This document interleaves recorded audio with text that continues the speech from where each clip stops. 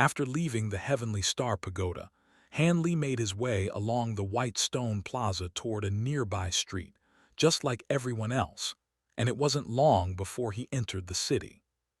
Black Wind City was the most prosperous city in the entire Black Wind Sea, and this was the most prosperous area in the entire city. The city remained largely unchanged since Han Li's last visit, except several extremely opulent shops had opened up on the most lively and bustling crossroads in the area. Business was booming for these shops, and countless cultivators were constantly entering and exiting the establishments. Han Li maintained a casual facade as he made his way onto a nearby street, one that was lined with materials shops, and he turned back to take a glance at the Heavenly Star Pagoda before stepping into one of the shops. The shop wasn't very large, and there weren't many customers inside. Han Li was immediately greeted by an enthusiastic employee who asked, "What can I help you with today?" Han Li began to engage in a casual conversation with the employee, but his peripheral vision was still focused on the Heavenly Star Pagoda. An entire hour passed by, and nothing happened on the plaza outside the pagoda.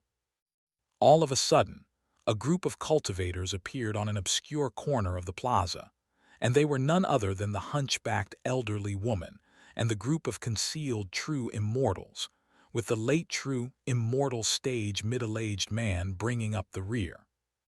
As soon as the group appeared on the plaza, they immediately rose up into the air and flew away in a certain direction, vanishing into the distance in the blink of an eye.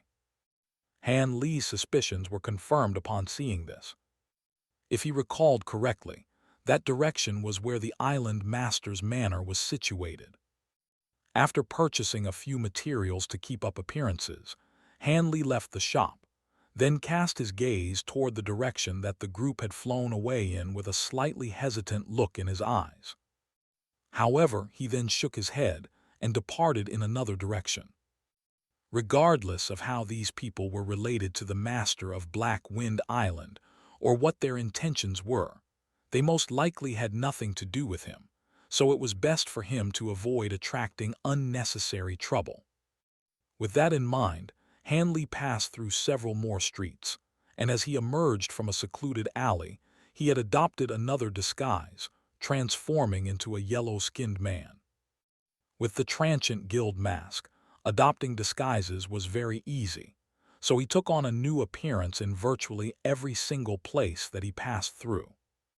After that, he began to explore Black Wind City while replenishing some supplies.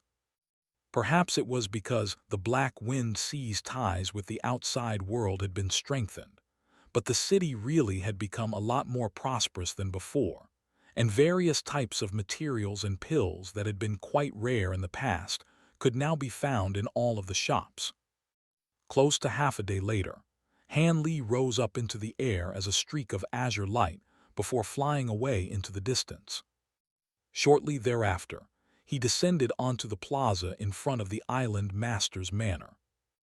At a rough glance, this place hadn't changed much, either, except the manor was currently enshrouded under layers of light barriers of different colors, and there were also some cultivators patrolling nearby, indicating that security had become a lot tighter than before.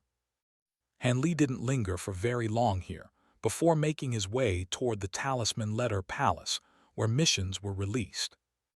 There were many more cultivators gathered in the palace than during his last visit, and the number of missions on the stone wall inside had also increased significantly. Furthermore, the contents of the missions had also changed drastically, and there were many more missions.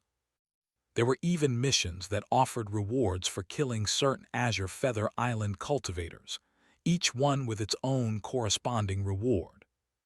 Han Li quickly read through all of the missions on the stone wall, but he was unable to find any related to himself or even the Blaze Dragon Dao. However, he still wasn't completely reassured. He strolled around the hall for a while to strike up some conversations with other cultivators who were also looking at missions, and only after confirming that there were no signs of the Immortal Palace coming after him here was he finally able to heave an internal sigh of relief. However, prior to leaving, he took on a mission to acquire a certain demon beast material in order to avoid suspicion. After leaving the Talisman Letter Palace, Han Li took another glance at the island master's manor before flying toward the city gate as a streak of azure light. However, halfway to the city gate, a burst of dull rumbling suddenly rang out from all over the island, accompanied by the sound of splashing waves. Han Li hurriedly stopped in his tracks, then looked around to find that pillars of blue light had erupted into the heavens around Black Wind City, forming a fence-like structure around the entire city. Formidable energy fluctuations were emanating from the pillars of light, causing the surrounding space to tremble and quiver. Waves of watery light then began to surge out of the pillars of blue light, causing them to bend and converge toward the center, quickly fusing together to become interconnected. Before long, a thick blue light barrier had taken shape, encompassing the entire city within it. Countless ripples were surging over the light barrier, and it was clear that this was a very intricate formation. Han Li's brows furrowed slightly upon seeing this, and after a brief moment of contemplation, he continued onward, quickly reaching the city gate. There were many people gathered at the city gate, causing quite a commotion. Han Li descended discreetly by the edge of the crowd, then made his way into the throngs of people. At this moment, the group of cultivators at the front of the line were communicating to a black-robed city guard. "What's going on? Why has the protective formation suddenly been activated? We urgently need to leave the city. Would you be able to make an exception and let us through? Island Master Lu has ordered for the protective formation to be activated, as we've just received news that some cultivators from Azure Feather Island intend to attack Black Wind City. This is just a safety precaution, and as soon as the threat is alleviated, we'll immediately deactivate the formation," the leader of the guards declared to everyone as he cupped his fist in an apologetic salute. Han Li was rather taken aback to hear this. He had already heard that the conflict between Black Wind City and Azure Feather Island was worsening by the day, but he didn't think that things were already this severe. Judging from everyone's reactions, it seemed that they weren't overly surprised by this explanation. Han Li pondered the situation momentarily, then turned to a red-robed elderly man beside him as he asked, "Fellow Taoist, could it be that the city's protective formation is activated quite often?" The red-robed elderly raised an eyebrow upon hearing this, and he asked, "Are you not from the Black Wind Sea?" "I only just arrived on Black Wind Island through the teleportation formation, so I'm not very familiar with the state of affairs here," Han Li replied in a polite manner. "I see. The conflict between Black Wind Island and Azure Feather Island has been getting more and more intense.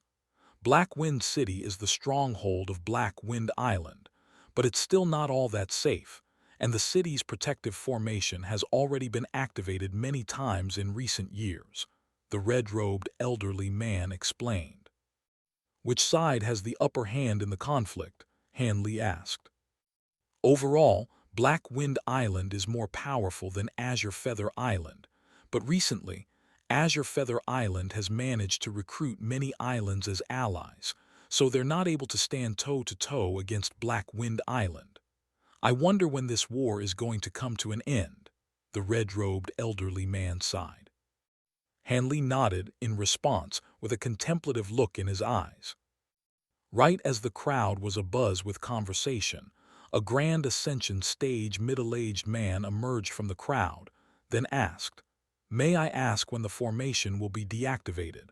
You can't just expect all of us to wait indefinitely." "I'm afraid I can't give you a precise answer.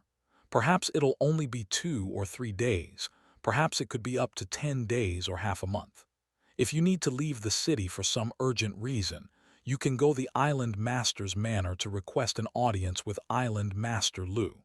If you can acquire an exit token from Island Master Lu, then you'll be free to go," the leader of the guards replied.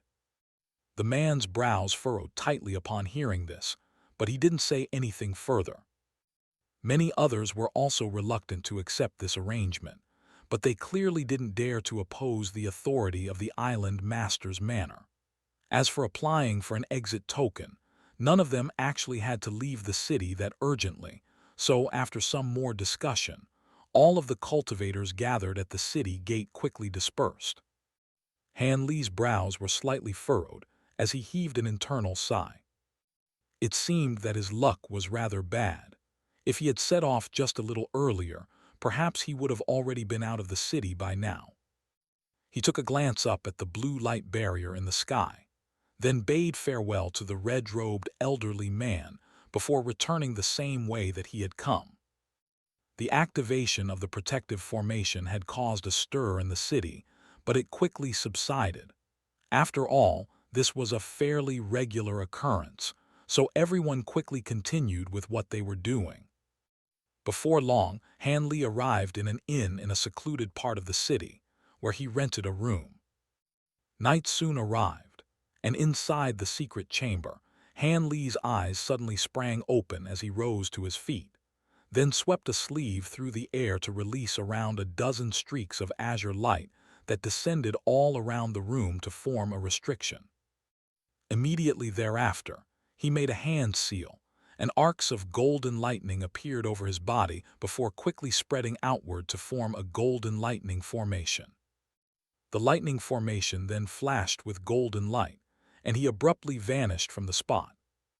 The remaining traces of golden lightning lingered momentarily in the room before completely fading away. Meanwhile, in a secret chamber deep beneath the island master's manor, it was quite a dimly lit room that was surrounded by rippling black light. At the center of the secret chamber was a large blue jade platform, above which were hovering a series of blue formation flags, of which there were at least 10,000. Dazzling blue light was radiating from these formation flags, forming a hemispherical blue light barrier that enshrouded the blue jade platform down below. Engraved onto the platform was an image of a city, and upon close inspection, one would quickly be able to tell that it was none other than Black Wind City. At this moment, a black-robed elderly man was seated with his legs crossed beside the blue jade platform, with dozens of blue jade plates hovering around him. All of a sudden, one of the jade plates shuddered as a bright gleam flashed over its surface, and the elderly man immediately opened his eyes and cast his gaze toward that jade plate. "What's wrong, Elder Chu?" A voice rang out as a black-robed figure emerged out of the darkness, and it was none other than the master of Black Wind Island, Lu Yuqing. There hadn't been much change to his physical appearance, and he still appeared as authoritative as ever. "Someone has just passed through the city's protective formation," the black-robed elderly man replied with furrowed brows. "Passed through, as in someone managed to unravel the formation?" Lu Yuqing asked as he raised an eyebrow. "No, they've simply passed through it using some type of special movement technique," the black-robed elderly man explained. "How did they do that?" Lu Yuqing asked as his brows furrowed slightly. "They must have used some type of spatial secret technique. The city's protective formation can't be bypassed through normal movement techniques, but it has no spatial restrictions, so it's not completely foolproof." Another voice rang out as a third figure emerged from the darkness, and it was none other than the late true Immortal stage middle-aged man that Han Li had seen earlier. The authoritative look on Lu Yuqing's face was instantly replaced with a respectful expression at the sight of the middle-aged man, and he said, "I've never encountered such a situation before. Perhaps it's because the Black Wind Sea is too secluded and my knowledge is lacking. This type of secret technique isn't all that common on the outside either, so I also wasn't expecting to see one here," the middle-aged man replied. "Could it be someone from Azure Feather Island?" the black-robed elderly man asked. "Most likely not. I've had numerous battles with Taoist Master Azure Feather in the past, and even he doesn't possess such an ability. Otherwise, things wouldn't have been so peaceful all this time. I'm presuming it's one of the cultivators who were teleported into the city earlier today, Lu Yuqing mused. We can only hope that this person doesn't have anything to do with Azure Feather Island, the black-robed elderly man said. In any case, they're definitely not one of our people, and it's certainly not a good thing that there exists someone who can pass through our city's protective restrictions as they please, Lu Yuqing said with slightly furrowed brows. There's no need to be overly concerned, Island Master Lu. I just so happen to have a restriction here that contains spatial power, and fellow Taoist Chu can simply add it to the city's protective formation, the middle-aged man said as he flipped a hand over to produce a stack of shimmering silver formation tools, which he handed to the black-robed elderly man. The black-robed elderly man's eyes lit up as he felt the faint spatial power fluctuations emanating from the formation tools, and he hurriedly accepted them before giving them a close inspection. Lu Yuqing was also quite elated to see this, and he cupped his fist in a grateful salute as he said, "You have our thanks, fellow Taoist Feng." "Don't worry about it. How are you going with the task that I assigned you?" the middle-aged man asked, abruptly changing the subject. "After receiving your instructions, I immediately sent people to reinforce the defenses, and will be sure to keep out all of the Azure Feather Island cultivators," Lu Yuqing replied in a serious voice. "The cultivators of Azure Feather Island aren't worthy of concern. The key is the Reincarnation Palace. If Azure Feather Island is being supported in secret by the Reincarnation Palace, then things will be very troublesome, so we can't afford to grow complacent," the middle-aged man said with a serious expression. "Rest assured, fellow Taoist Feng," Lu Yuqing replied with a nod. The middle-aged man also nodded in response before departing, and even though he was speaking in a rather haughty manner, neither Lu Yuqing nor the black-robed elderly man displayed any displeasure, as if this were a normal occurrence. "I can take care of everything on my own here, Island Master. You should go back to rest," the black-robed elderly man said. Lu Yuqing shook his head in response, as he cast a concerned gaze toward the blue jade platform. "Are you still worried about young Mistress Yuqing?" the black-robed elderly man asked. "I can't help but be concerned for her," Lu Yuqing sighed. "Young Mistress Yuqing is only trying to share your burden. Besides, Waveflow Island isn't far away from Black Wind Island, and she's made significant strides in her cultivation base of late, so she'll definitely be fine," the black-robed elderly man reassured with a smile. Lu Yuqing seemed to have been slightly reassured upon hearing this. Close to 100,000 kilometers away from Black Wind Island, arcs of golden lightning suddenly erupted out of thin air, forming a golden lightning formation above the sea. Han Li appeared at the center of the formation, and his expression eased slightly as he inhaled the slightly damp and salty sea breeze blowing toward him. After taking a moment to gather his bearings, he flipped a hand over to produce the jade slip that contained the map of the Black Wind Sea that he had previously purchased, then pressed it against his own forehead. Moments later, he stowed the jade slip away, then flew away into the distance.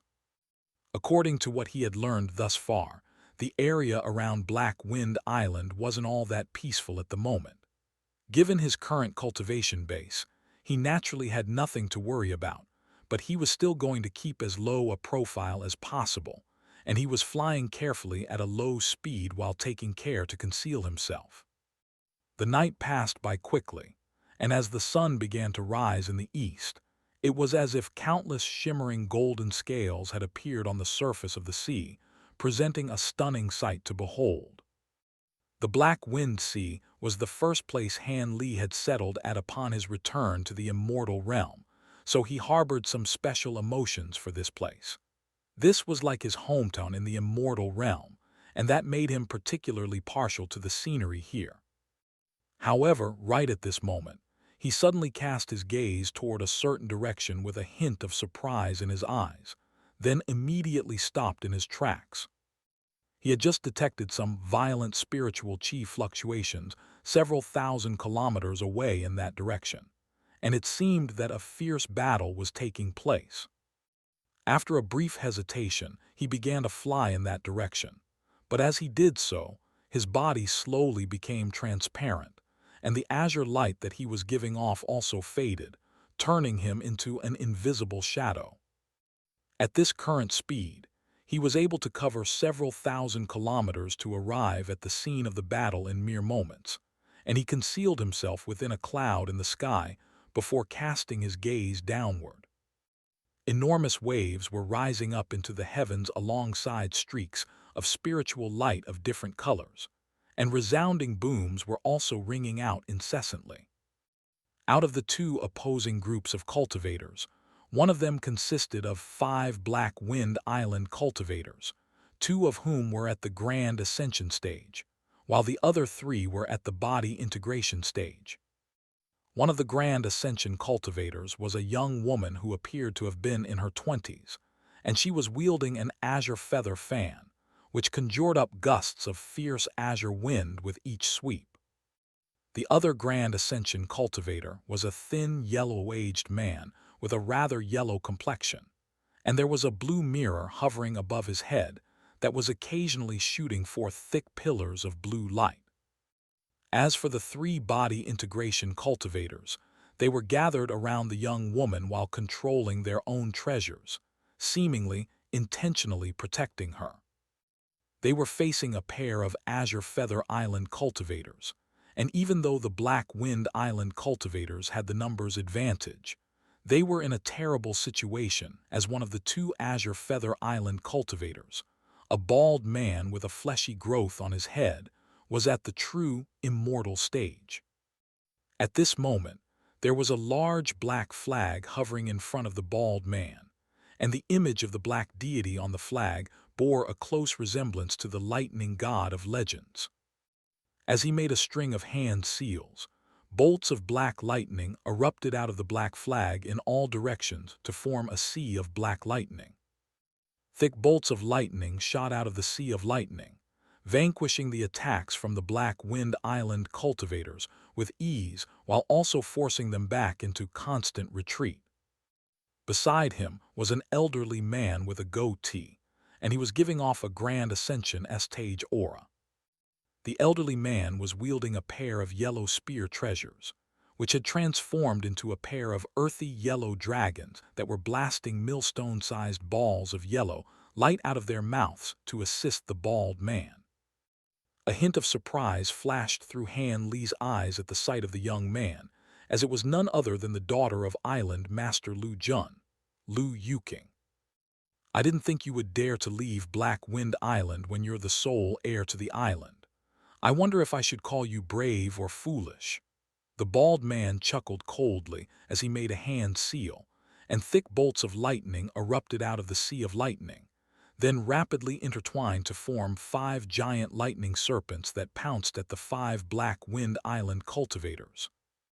A grim look appeared on Lu Yuqing's face upon seeing this, and she swept her feather fan through the air, unleashing a gust of ferocious azure wind that enveloped the 5 huge lightning serpents at once.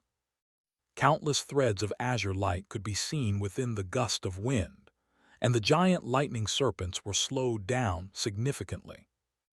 Meanwhile, the middle-aged man beside her made a rapid string of hand seals, and the blue mirror in front of him abruptly swelled to several hundred feet in size.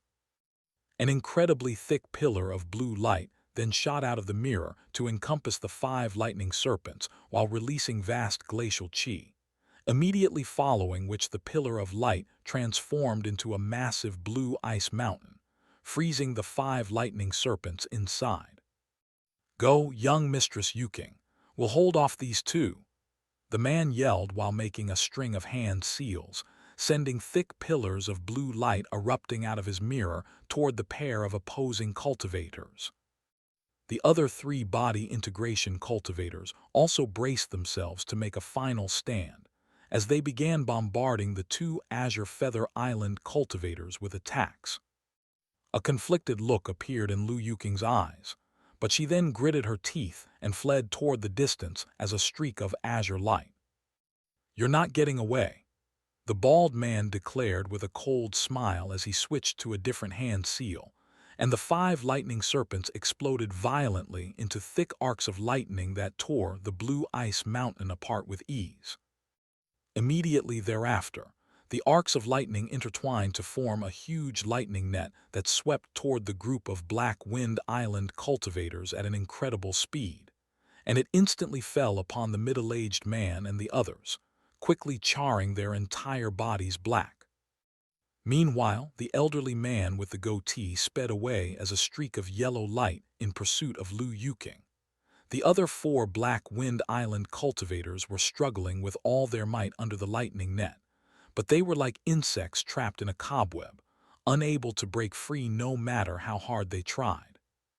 A sinister grin appeared on the bald man's face as he pointed a finger forward, and 4 thick pillars of lightning instantly erupted out of the black flag above his head before striking the 4 cultivators in a flash.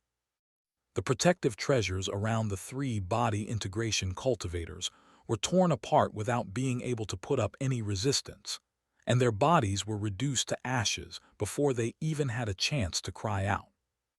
The middle-aged man possessed a far superior cultivation base to those 3, but a pillar of lightning was still able to pierce straight through him, splitting his body into 2 with explosive force. However, he was able to take advantage of this opportunity to struggle free from the lightning net, and a vast expanse of crimson light emerged to envelop the 2 halves of his body before speeding away in a certain direction, as a ball of crimson light. The bald man immediately switched to a different hand seal upon seeing this, and black lightning flashed over the surface of his black flag, following which it swelled drastically in size before flying away in pursuit of the ball of crimson light, intercepting it in the blink of an eye. Immediately thereafter, the black flag wrapped itself around the ball of crimson light before releasing a vast expanse of black lightning, and an agonized howl rang out as the ball of crimson light was incinerated into ashes. All of this had taken place in the span of just a few seconds, and the bald man made a beckoning motion, following which the black flag quickly flew back to his side, reverting back to its original size as it did so. At the same time, he cast his gaze toward the direction that Lu Yuqing had fled in. Lu Yuqing hadn't been able to get very far in such a short time, but the elderly man was still unable to catch up to her. The bald man immediately sped off in that direction as an arc of black lightning, and as a grand ascension cultivator, there was naturally no way that Lu Yuqing could outrun a true Immortal, so the arc of black lightning was quickly able to catch up to her. "Did you really think you could get away from me? What a joke!" A cold voice rang out within the black lightning, immediately following which a massive black hand that was around an acre in size and formed entirely from lightning emerged out of thin air before grabbing toward Lu Yuqing. Even before the giant hand had fully descended upon her, she was already struck by an enormous burst of pressure that swept up gusts of fierce wind, causing her to lose control in her flight and swirl around in the air like a helpless leaf. A panicked look appeared on her face, and the feather fan in her hand lit up as it swelled to around twice its original size, following which she swept it upward with all her might.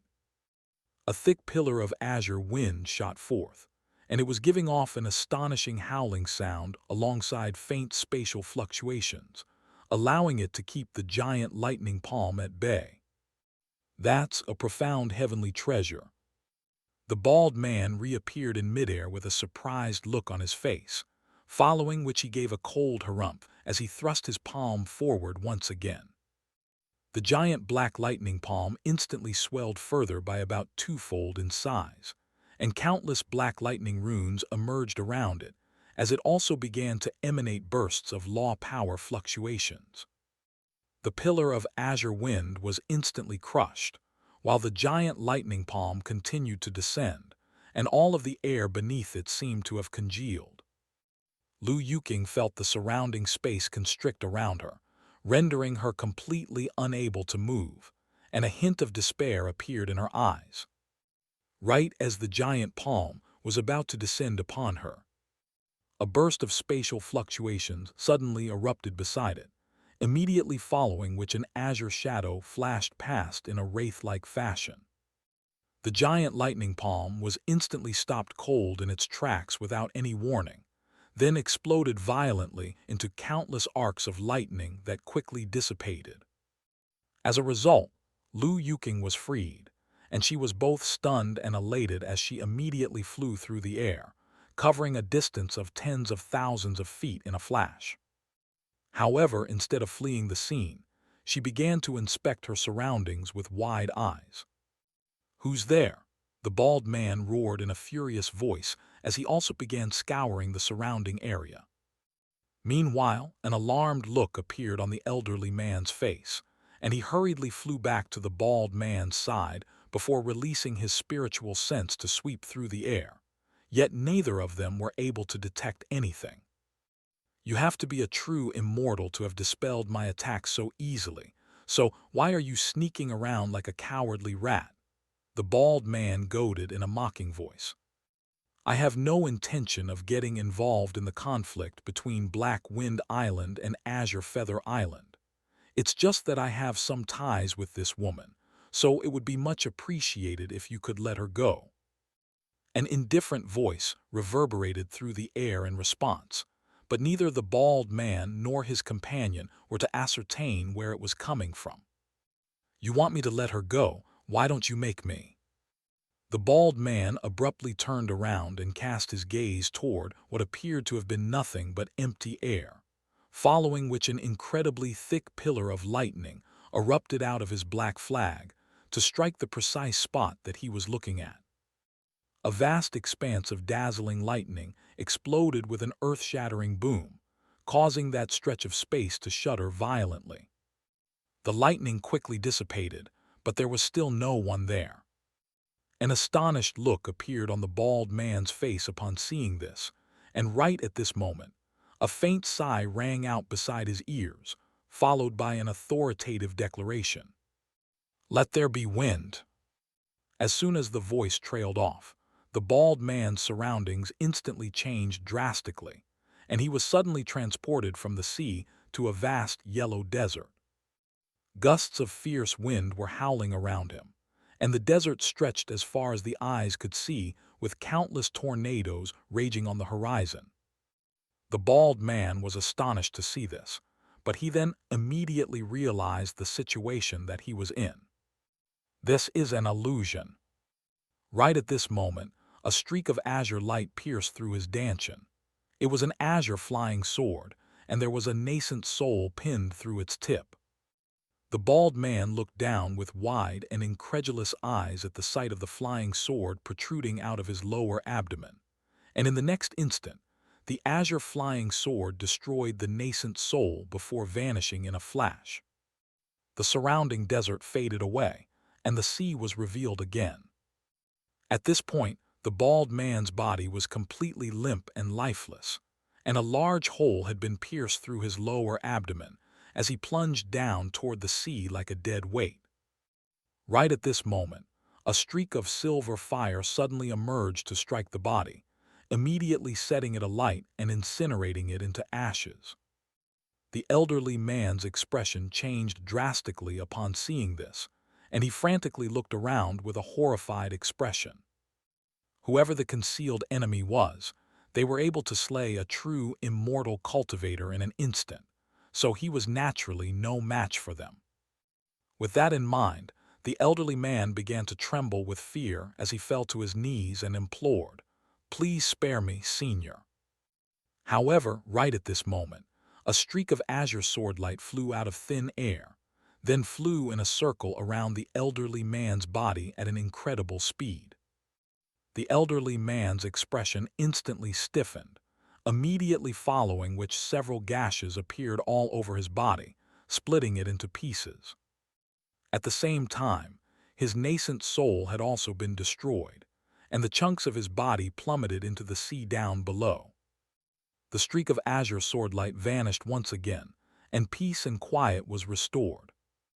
Lu Yuqing was relatively calm in the wake of this turn of events, and after returning to her senses, she immediately extended a curtsy as she said, "Lu Yuqing of Black Wind Island sincerely thanks you for saving her life, Senior.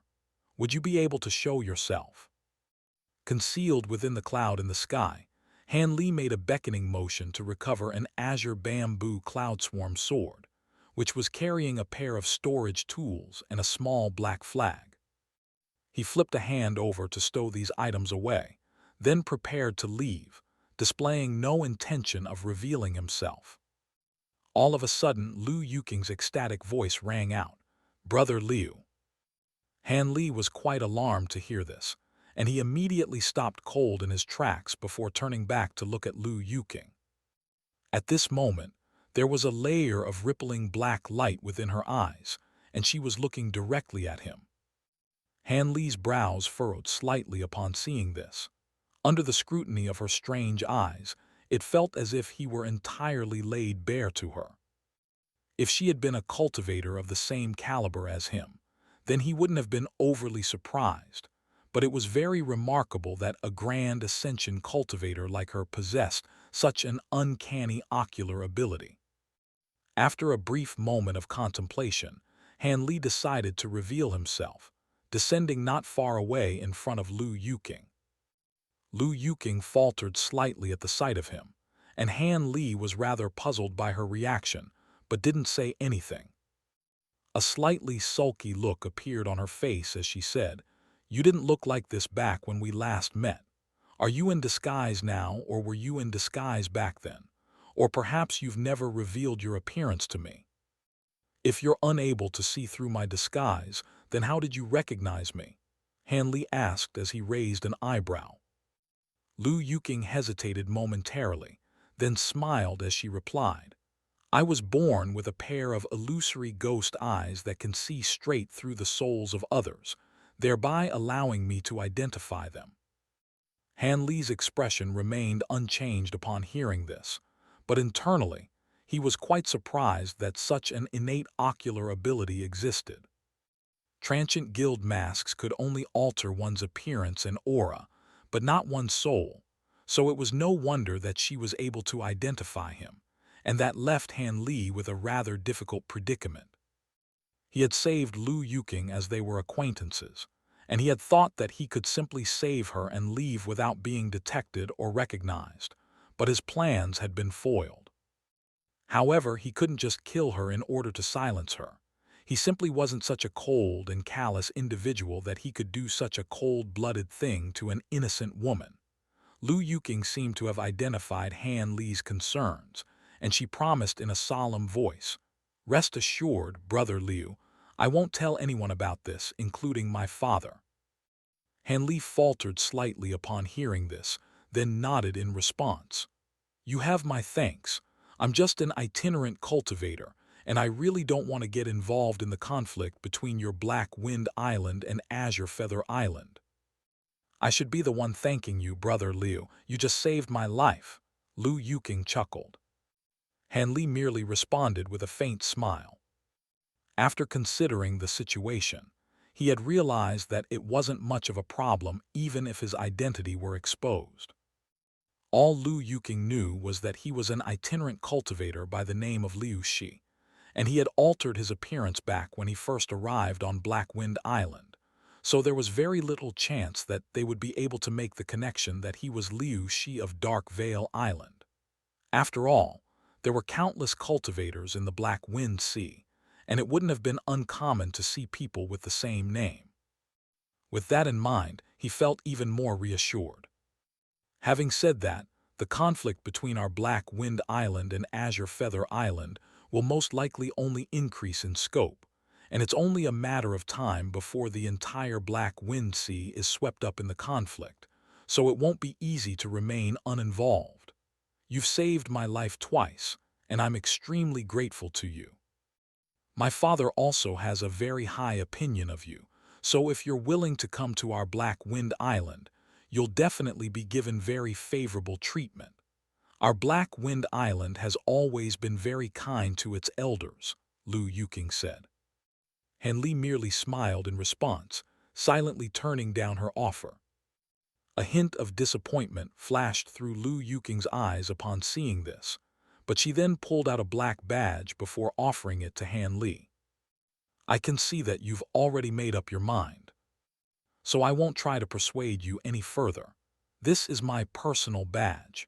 If you ever need to go to Black Wind Island for whatever reason, you'll be able to come and go as you please with this badge.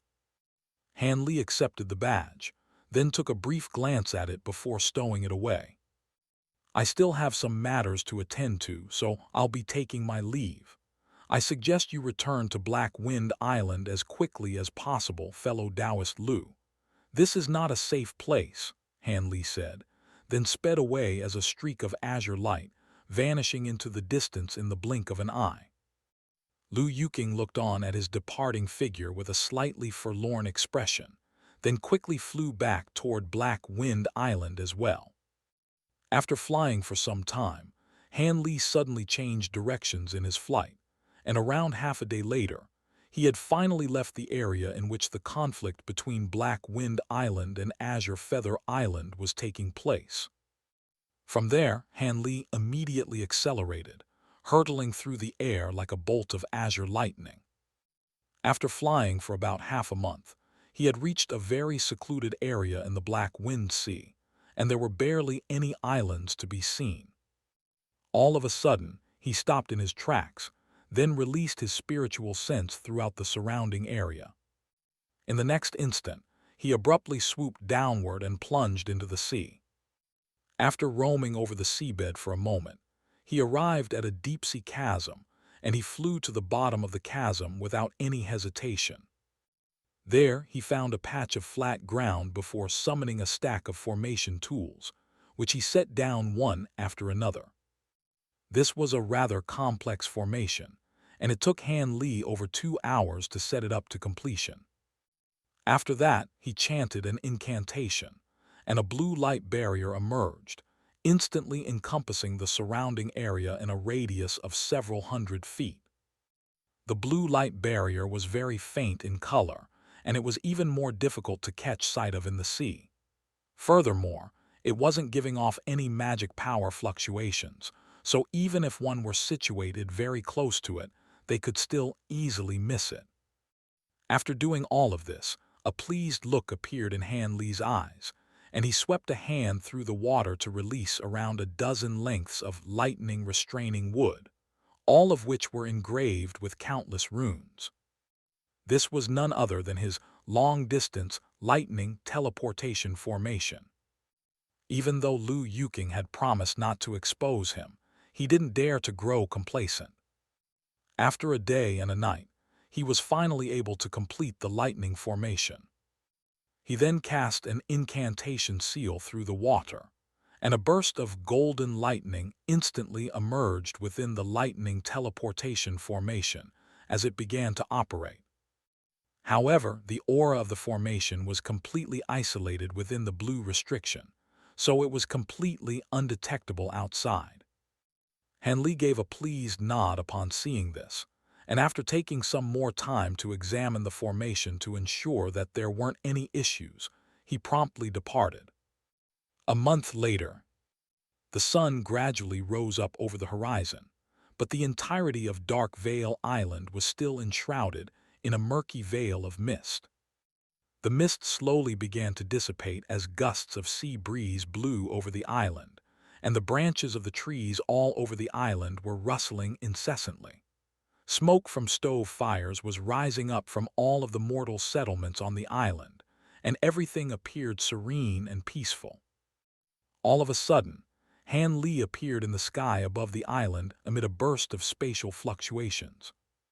At this moment, his entire body was enveloped within a faint watery light barrier, giving him the appearance of an indistinct shadow that could vanish at any moment. His expression eased slightly at the sight of the serene scenes down below. In the current Black Wind Sea, Only secluded islands like Dark Vale Island could still enjoy this level of peace and serenity. He cast his gaze downward, and a hint of a surprise suddenly appeared on his face. The island remained virtually unchanged, except the village-like settlement of the Luo clan had been completely replaced with a stretch of luxurious palaces complete with exquisite pagodas and pavilions, as well as some lotus flower ponds, resembling a glorious immortal abode. Streaks of light were flying over the palaces, and all of them were members of the Luo clan. There were far more of them than before, and their cultivation bases had also improved significantly on average. It seemed that Dark Vale Island had been thriving since he was last here, and some of the mortal cities all over the island had also enjoyed large population spikes. A pleased look appeared on Han Li's face upon seeing this, and abruptly vanished into thin air, then reappeared in front of a certain place down below. Inside the palace was a huge altar, upon which stood a deity statue of none other than Han Li. At this moment, two people were kowtowing and praying to the deity statue. Both of them were at the grand ascension stage, and bursts of formidable power of faith were converging toward the statue. Moments later, the two of them rose to their feet, then raised their heads to look up at the statue. One of these two people was Lu Yuqing, and he had made significant strides in his cultivation base. The other person was a middle-aged man with large eyes and bushy brows, and Han Li recalled that he was a body integration stage elder by the name of Lu Yuqing, but he had also progressed to the grand ascension stage during the past few centuries. Right at this moment, the sound of footsteps rang out from outside the palace, and a young man who was also dressed in Luo clan attire arrived. Instead of entering the palace, he extended a respectful curtsy while standing outside as he declared, "Clan head, grand elder, the preparations for the ceremony are complete." "Good, have all of the island masters arrived?" Lu Yuqing asked as he rose to his feet. "Island Master Tai Yan and Island Master Chen Zhang have already arrived. Island Master Ling Yun says that he has some matters to attend to on Dusk Cloud Island, so he'll be coming a little later, but he definitely won't delay the ceremony tomorrow," the young man replied in a respectful manner. A hint of surprise flashed through Han Li's eyes upon hearing this. Tai Yan and Chen Zhang were a pair of itinerant cultivators who had pledged their subordination to Dark Vale Island in the wake of Han L's slaying of Han Q and Mistress Gu Gu, and they had been sent by him to oversee those two islands. As for Dusk Cloud Island, that was a nearby island, and judging from what the young man had just said, it seemed to have pledged its subordination to Dark Vale Island as well. Han Li gave a pleased nod upon hearing this. It seemed that Lu Yuqing and the others had done quite well, and at this point, Dark Vale Island was most likely one of the most powerful islands in this area. As for the ceremony, this was an event that was held on Dark Vale Island once every 50 years. "All right, you can go now. Proceed according to the plan and do not gloss over any details," Lu Yuqing instructed with a dismissive wave of his hand. "Yes, clan head," the young man replied with a respectful bow before departing. Following the young man's departure, Lu Yuqing asked, "Clan head, will Master Liu she be attending this ceremony?" He then hesitated momentarily before continuing, "Master Liu, she has already been in seclusion for several centuries. Is it possible that something's gone wrong with his cultivation? Cease your baseless speculation. Master Liu she's powers are unfathomable. How could any problem have possibly arisen in his cultivation? At his cultivation base, it's very common to go into seclusion for hundreds or even thousands of years, so don't say anything like that ever again," Lu Yuqing scolded with a stern expression. "I naturally also attribute no weight to these baseless claims, but after the disappearance of ancestral god Lu Yuqing in the past, even though our island has been peaceful these past few centuries, Many of our people are still quite anxious about the possibility of the ancestral god disappearing again. On top of that, with all the conflict taking place in the Black Wind Sea, those concerns have only been heightened, and to further compound these woes, Master Liu she hasn't made an appearance in several centuries. Tai Yan, Ling Yun, and the others appear quite respectful and obedient on the surface, but if Master Liu she continues to remain in seclusion, there's no telling whether they could hatch some nefarious plans, Lu Yuqing said. Lu Yuqing's brows also furrowed slightly upon hearing this. Clan head, I suggest you go and see Master Liu Shi and implore him to make an appearance at this ceremony, even if it's just this once, Lu Yuqing advised. All right, I'll put that on my agenda, Lu Yuqing replied with a nod. After that, the two of them began to discuss some finer details pertaining to the ceremony, and Han Li discreetly departed. He had come to see whether Lu Yuqing had been acting according to his instructions these past few centuries, and he was quite reassured to see that Lu Yuqing was still performing his duties and obligations. After leaving Dark Vale Island, Han Li arrived at a nearby region of the sea, where there was a vast vortex that was swirling incessantly. Han Li flew into the water in a flash, quickly reaching the seabed. There was a hemispherical blue light barrier that was around an acre in size overlooking the seabed, and layers of rippling blue light were flashing over its surface. Seawater was able to pass through the light barrier without any impediment, and Han Li cast an incantation seal through the water, upon which an opening immediately appeared on the light barrier, allowing him to fly through. At this moment, his earthly deity avatar was seated with its legs crossed on the seabed with a thread of blue light hovering above its head. This was a water law thread, and it was far thicker than when Han Li last saw it, with countless tiny runes flashing within it. The avatar was enshrouded within a thick layer of blue light that was rippling incessantly, and all of the surrounding seawater was swirling around it. Judging from the formidable spiritual pressure that it was giving off, the earthly deity avatar had already reached the mid-true immortal stage, and it was approaching the pinnacle of that stage, so it wasn't far away from the late true immortal stage. Han Li wasn't all that surprised to see this. This avatar had been constantly cultivating by manifesting heavy water using the time crystals, and even though there had been some occasional interruptions, its rate of progression wasn't much slower than Han Li's, so it was no surprise that it had reached the mid-true immortal stage. Right at this moment, the blue light radiating from the avatar's body faded, and it rose to its feet, while the vortex in the sea slowly subsided. Thanks for your hard work, Han Li said. We are one and the same, so there's no need to thank me. Here's the heavy water I've derived these past years, the earthly deity avatar replied as it flipped its hand over to produce a black pouch, then offered it to Han Li. Han Li reached out to grab the pouch, but the earthly deity avatar didn't let go right away. Instead, he cautioned, "Be careful, it's very heavy." Han Li raised an eyebrow as he braced himself, but in the instant that the earthly deity avatar released the pouch, his arm was still abruptly dragged downward, and his entire body was almost thrown forward by the enormous weight of the pouch. He let loose a low roar as the muscles on his arm bulged, while a layer of golden light appeared over his body, and only then was he able to arrest the pouch's downward momentum. A hint of surprise flashed through his eyes upon seeing this.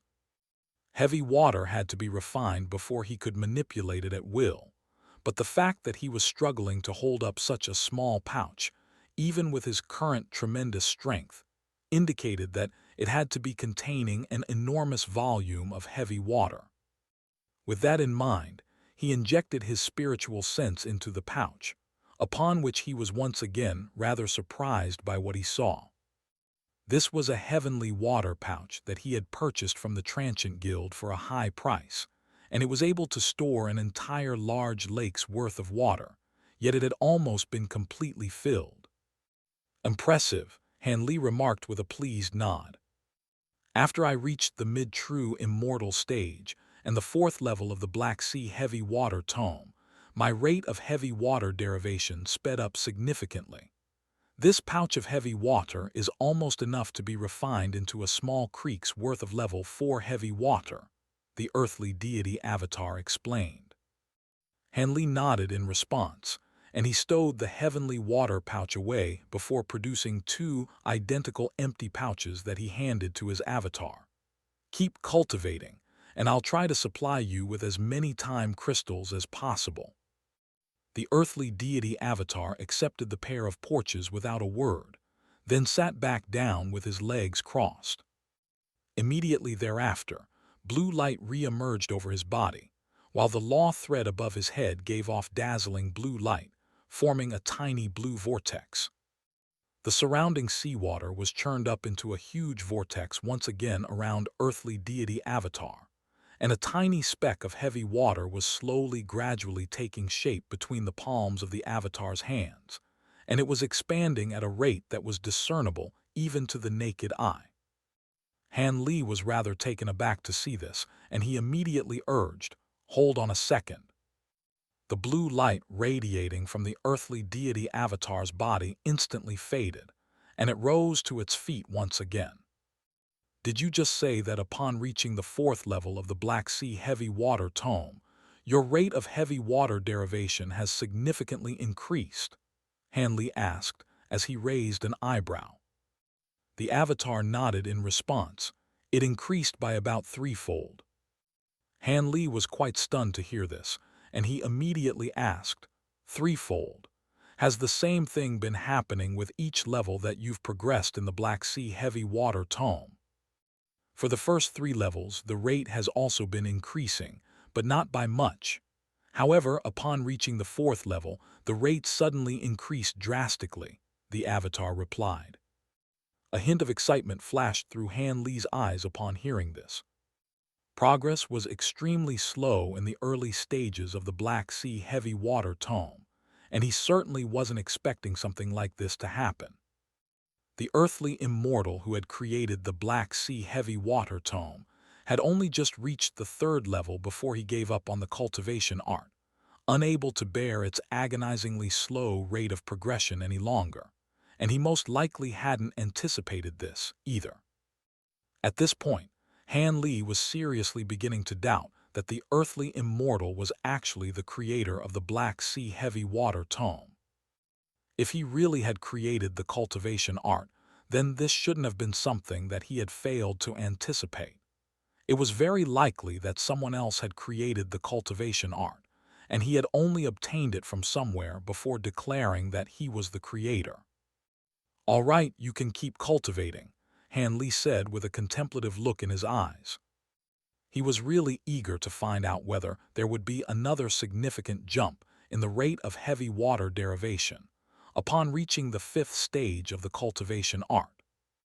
If so, then with the assistance of the time crystals, the rate of heavy water derivation would reach an incredible level, and even deriving level 8 and level 9 heavy water at some point in the future wouldn't have been unrealistic.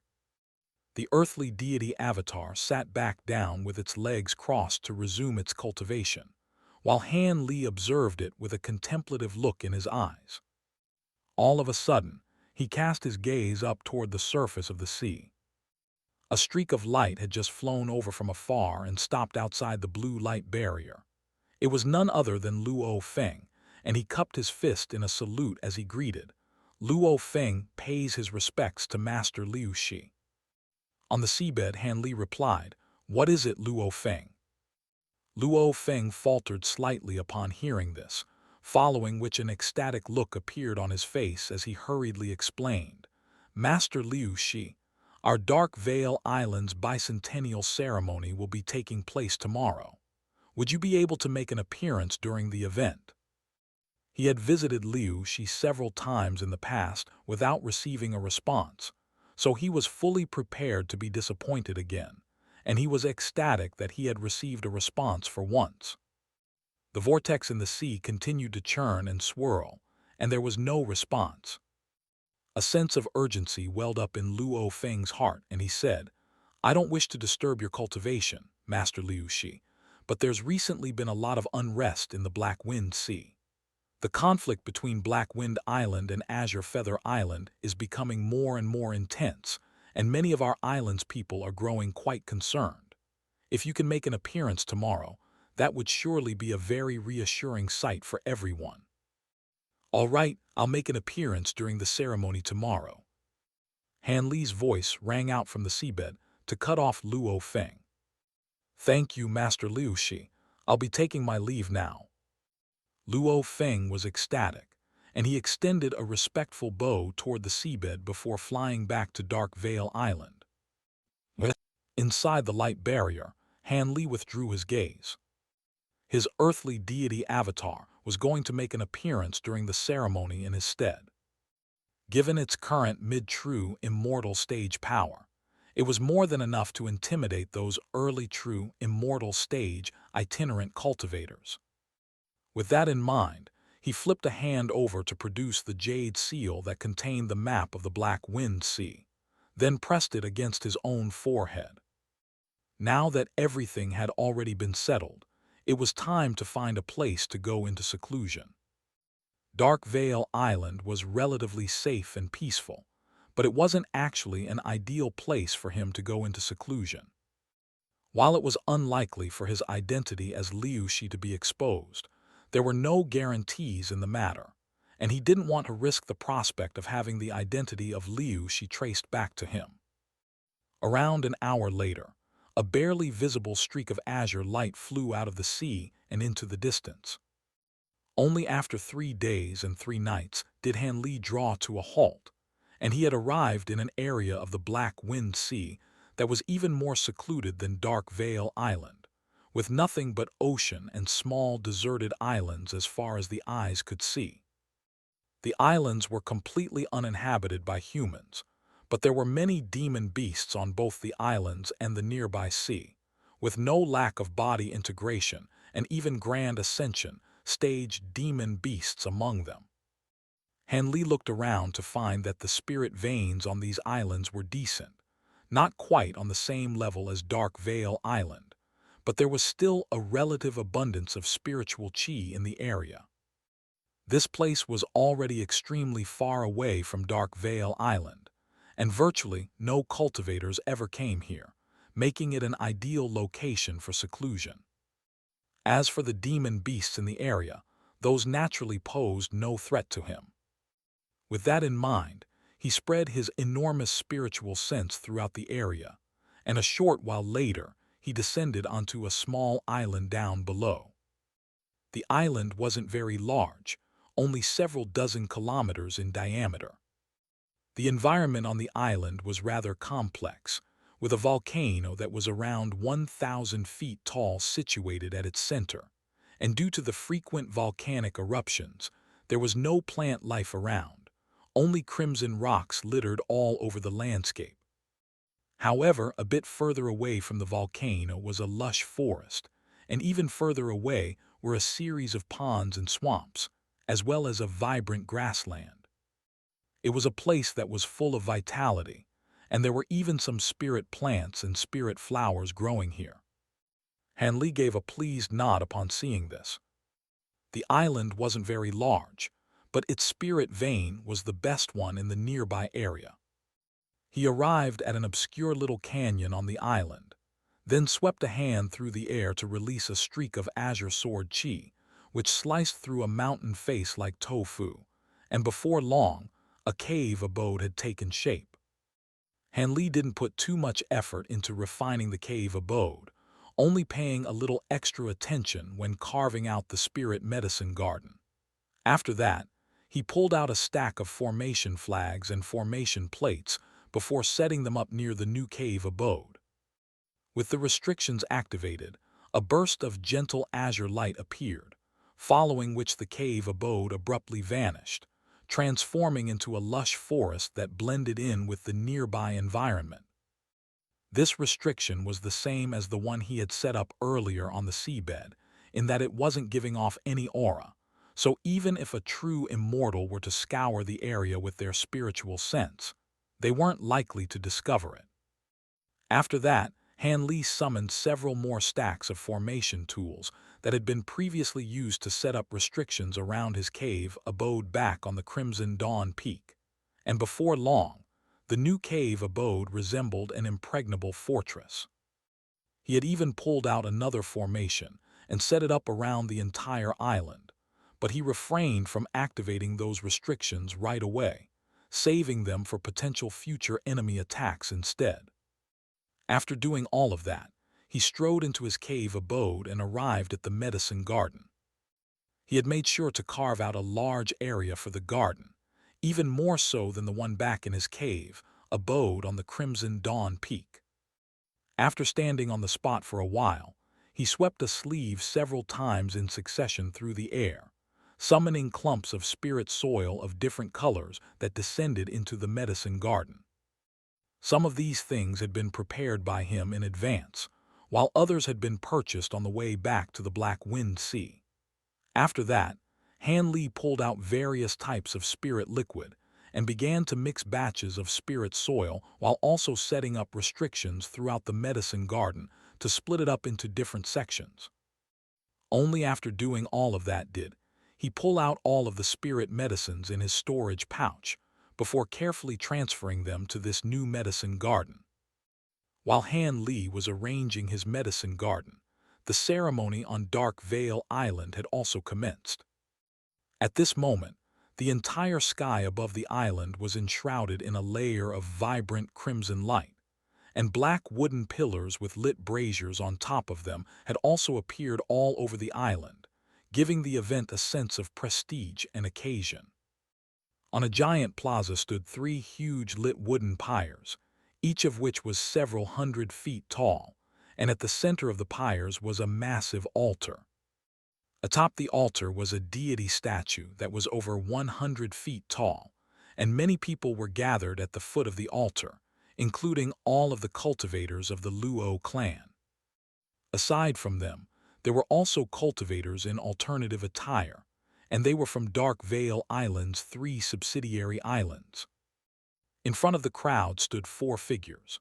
The one on the very left was Lu Yuqing, and he was joined by a fair-skinned young man, a middle-aged scholarly man with a black mole on his face, and a beautiful woman wearing a long green dress that exposed a sliver of her fair and voluptuous cleavage.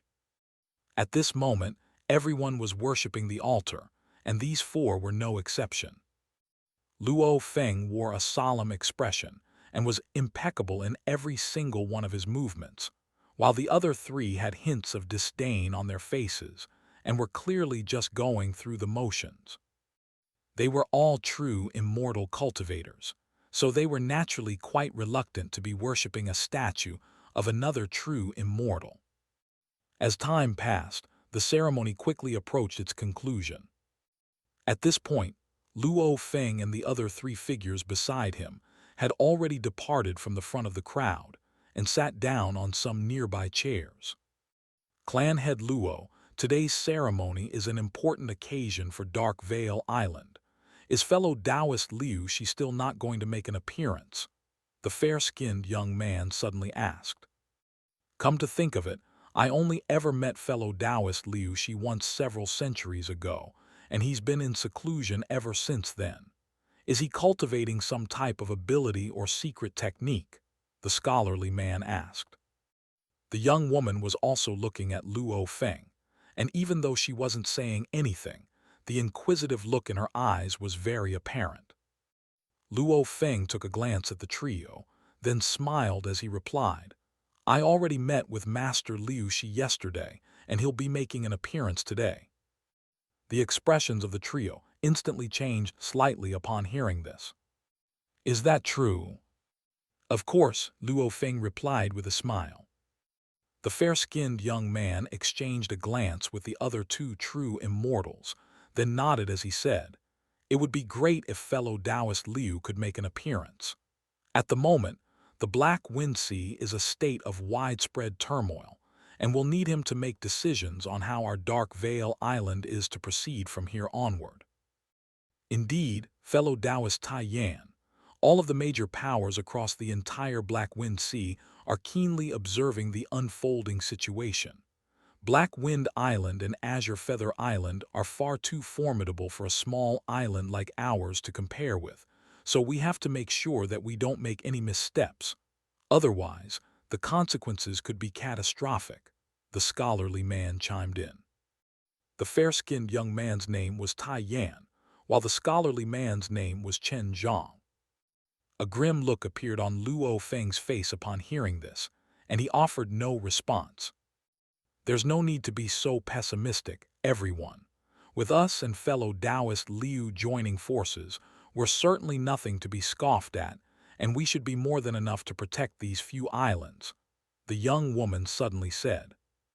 You sure are optimistic, fellow Taoist Ling Yun, Tai Yan replied with a faint smile, but it was clear that he wasn't convinced. The ceremony continued, yet even as it was about to reach a conclusion, Hanley still hadn't made an appearance. Lu Feng was still seated on his chair, but a hint of anxiety had crept into his eyes. He was occasionally darting glances in the direction where Han Li was in seclusion, while the expressions of Tai Yan's trio were also becoming more skeptical by the minute. It looks like fellow Taoist Liu may be busy and can't make an appearance today after all, Tai Yan remarked. As soon as his voice trailed off, a speck of blue light suddenly appeared on the distant horizon before rapidly expanding as it approached from afar. A burst of rumbling that resembled the sound of countless thundering horse hooves rang out, and all of the world's origin chi in the surrounding area surged violently, forming streaks of blue light that converged from all directions, basking everything near the altar in a blue glow. At the same time, a burst of tremendous spiritual pressure descended upon everyone down below from the blue light, and everyone was instantly rooted to the spot. The expressions of Tai Yan's trio changed drastically as they looked up into the sky, and Chen Zhang gulped nervously as he exclaimed to himself in a feeble voice, "He's reached the mid-true immortal stage." Tai Yan and Ling Yun were just as astonished, and a hint of fear and alarm had surfaced in their eyes. All of a sudden, all of the blue light faded, and a blue figure slowly descended onto the altar before withdrawing their immense spiritual pressure. The figure was completely enshrouded in a layer of blue light that gave them an indistinct appearance, and one could only barely make out the outlines of a man standing with his hands clasped behind his back. Lu Feng was ecstatic, and he immediately extended a respectful salute. Ancestral god Liu Shi. All of the Lu clan's cultivators were also relieved and elated to see Han Li's arrival, and they hurriedly extended respectful salutes as well. Everyone else from the other islands quickly followed suit, as did Tai Yan's trio. No need for formalities, the blue figure said. An HSI voice wasn't very loud, but it was clearly audible to everyone present. Everyone immediately reverted to their original standing postures as they cast their eyes toward the blue figure. All of the Lu clan's cultivators were looking at him with fervent elation, but the same didn't apply to some of the cultivators from the other 3 islands. While it's true that I've been in cultivation for the entirety of the past few centuries, I've been keeping tabs on everything that's been happening on the islands and in the Black Wind Sea, the blue figure declared. The expressions of Tai Yan's trio instantly stiffened slightly upon hearing this. Lu Feng, you've managed the islands quite well these past few centuries. Here is a vial of profound moon pills as a reward for your efforts, the blue figure said as he swept a hand through the air to send a burst of blue light flying toward Lu Feng, and the blue light quickly faded to reveal a white jade vial. An ecstatic look appeared on Lu Feng's face as he hurriedly extended a grateful bow. Thank you, ancestral god Liu Shi. A hint of admiration flashed through the eyes of Tai Yan's trio upon seeing this. Profound moon pills were extremely renowned pills that had a substantial cultivation enhancement effect even on true immortal cultivators. However, They were extremely rare, and Black Wind Island was perhaps the only place where they could be purchased in the entire Black Wind Sea. Keep working hard in your cultivation and strive to reach the true, immortal stage as soon as possible, the blue figure instructed. I won't disappoint you, ancestral god Liu Shi, Lu Yuqing vowed with a firm nod. Tai Yan, Chen Zhang, Ling Yun, the three of you have also worked hard.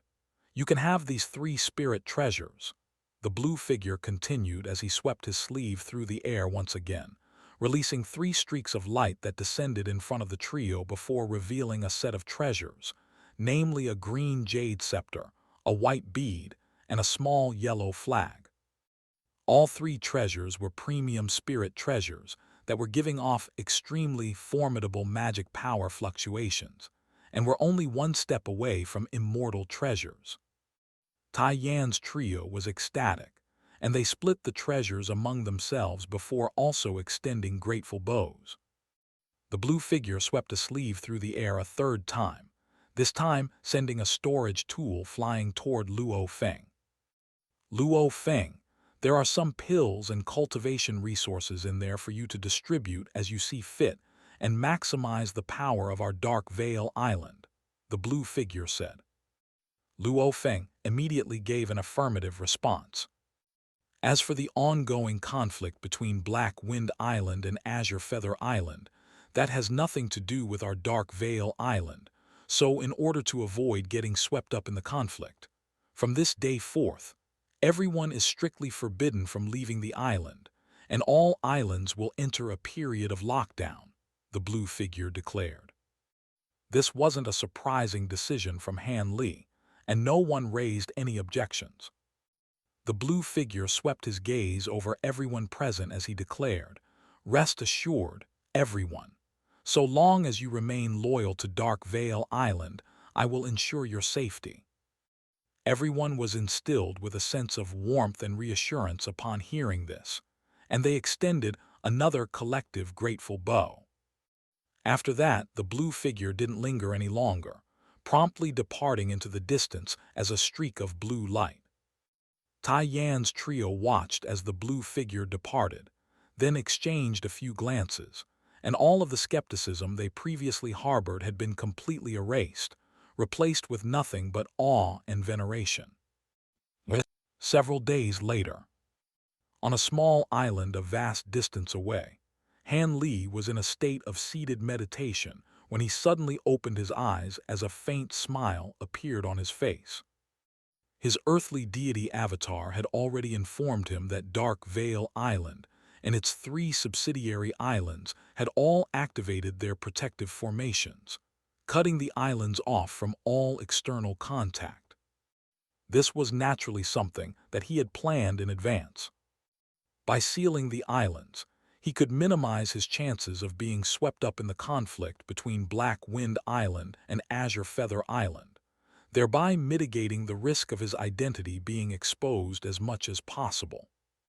With that matter settled, he rose to his feet and arrived at his spirit medicine garden. The garden had a radius of close to 1,000 feet, and it had already been split up into several dozen different sections through the use of light barriers of different colors. The environment in each section was different, allowing for different spirit medicines to thrive. Some sections were hot, some sections were cold, and some were completely shielded from all light, giving them a perpetual night-like environment. The spirit medicines had become a little wilted after being stored in Han Li's storage pouch for some time, but now that they had been replanted, they were quickly recovering their vitality. Aside from that, Han Li had also planted some of the spirit medicine seeds that he had recently acquired, as well as his other primary bean. At the moment, he simply didn't have a sufficient number of Tao warriors at his disposal to serve any substantial purpose, so he had to grow some more. Among these spirit medicines, Han Li was naturally particularly invested in the primary ingredients required to refine the Myriad Axis pill, namely the Myriad Axis fruit, the Hero Fall flower, and the Blood Crystal Lotus root. He had planted them in the best locations in the garden, and also used the best spirit soil as well. In particular, he had spent a great deal of time and effort crafting a spirit pond for the length of blood crystal lotus root that he had purchased during that auction. He had already gathered a sufficient quantity of all of the myriad axis pills' supplementary ingredients, so once these three primary ingredients were ready, he would be able to commence the pill refinement process. After carefully examining these three spirit medicines and instructing his giant ape puppet to water them with the heaven-controlling vial's spirit liquid in a timely fashion, Han Li departed from the medicine garden and returned to his secret chamber before sitting down with his legs crossed. At this point, it wouldn't be long before all of the ingredients required to refine the myriad axis pill were ready. Hence, his current priority was acquiring the two remaining ingredients required for Tao pill refinement, namely the heaven-made ginseng root and the dewform herb. With that in mind, Han Li flipped a hand over to produce his transient guild mask before putting it on. He then began to read through the missions in a well-rehearsed fashion, yet there were still no responses to the missions that he had released to acquire those two spirit ingredients. After a brief moment of contemplation, he erased the previous missions before releasing them again, except the rewards were tripled this time. With such substantial rewards on offer, he was confident that it was only a matter of time before he received some responses. After doing all of that, he stowed his transient guild mask away, then pulled out a pair of storage tools, which he had obtained from the pair of Azure Feather Island cultivators. After briefly inspecting their contents with his spiritual sense, he couldn't help but shake his head in dismay. The cultivators of the Black Wind Sea were downright impoverished compared with their counterparts in the outside world, and their storage tools contained nothing of sufficient value to catch his eye. All of a sudden, he raised an eyebrow as he flipped a hand over to produce an azure badge. This was an item in the bald man's storage tool, and it had been crafted from some type of azure spirit jade. On one side was engraved the image of a phoenix-like azure spirit bird, while on the other side was inscribed the character for feather. This must be some type of badge from Azure Feather Island. The badge didn't appear to contain any information on the bald man, which set it apart from the average identification badge, and that left Han Li feeling a little perplexed. He inspected the badge a moment longer before stowing it away. After all, he had no interest in native powers of the Black Wind Island like Azure Feather Island anyway, so he naturally didn't want to waste any time or effort studying the badge. After closing his eyes for a moment to prime himself into optimal condition, he began to examine the third level of the mantra axis scripture. Even though he had already reached the late true immortal stage, he still hadn't truly begun cultivating the third level of the mantra axis scripture, as it was far more difficult to understand than the previous two levels, and he was still yet to completely grasp it. He was waiting for the three primary ingredients for the myriad axis pill to mature anyway, so this was a good opportunity to study the cultivation art. Over 30 years passed by in the blink of an eye. Throughout this entire time, the gate of Han Li's cave abode hadn't been opened even once, and it was already covered in a thick layer of dust. Of course, no one had come to visit him during this time either. At this moment, Han Li was standing in his medicine garden, and he was in the process of carefully picking 3 golden spirit fruits from a golden spirit tree that was around 10 feet tall. These were none other than myriad axis fruits. He gave a pleased nod at the sight of the fruits in his hands, and he stowed them away in his storage bracelet before leaving his medicine garden to make his way to the pill refinement chamber. On the way, he stopped in his tracks and took a glance at another secret chamber. This was where Taoist Zai was staying in seclusion. Around a decade ago, Taoist Zai had suddenly requested Han Li to arrange a secret chamber for it, and Han Li naturally wasn't going to refuse such a request. However, up to this point, nothing seemed to have happened in the secret chamber, and Han Li had no idea what Taoist Zai was doing in there. Taoist Zai was only becoming more and more mysterious in his eyes, and he couldn't help but feel as if it were harboring some type of obscure secret. However, as long as Taoist Zai wasn't doing anything to his detriment, he naturally wasn't going to meddle in its business. After all, he had far too much on his plate already. With that in mind, he made his way into his pill refinement chamber, then activated all of the surrounding restrictions before sitting down with his legs crossed. During these past few decades, the vast majority of the spirit liquid that had been manifested by the heaven-controlling vial had been used to mature the myriad axis fruit, the hierophal flower, and the blood crystal lotus root. At this point, he had finally matured sufficient ingredients to refine 30 batches of pills, and he could begin attempting to refine myriad axis pills. He meditated for half a day to prime himself into the best possible condition, then swept both sleeves through the air to summon that silver cauldron, as well as the fiery silver figure, which fell under the cauldron. The fiery silver figure sat down with its legs crossed, then made a hand seal, and the silver flames on its body instantly reared up before splitting up into 9 identical bursts of flames that enveloped the underside of the cauldron in an extremely even fashion. Han Li swept a sleeve through the air once again, and 30 batches of myriad axis pill refinement ingredients emerged, laid out beside him in an orderly fashion. He had already thought about the refinement method for the myriad axis pill countless times these past years, so he couldn't have been more familiar with it. He opened his mouth to release a burst of azure light that flew into the cauldron, and its lid instantly flew off on its own. Han Li picked up a myriad axis fruit, then flicked a finger through the air, and several streaks of azure swordlight shot forth, shredding the fruit into a clump of golden puree in the blink of an eye. The core of the fruit had been set aside, and he carefully guided the puree into the cauldron, which was quickly heating up thanks to the silver flames. The myriad axis fruit puree quickly melted into a ball of golden liquid, following which Han Li picked up a white gel ingredient that he also guided into the cauldron. Han Li proceeded to remain in the pill refinement chamber for 3 whole years. On this day, the door of the pill refinement chamber abruptly swung open, and Han Li emerged from inside with an excited gleam in his eyes, indicating that he was in quite a good mood.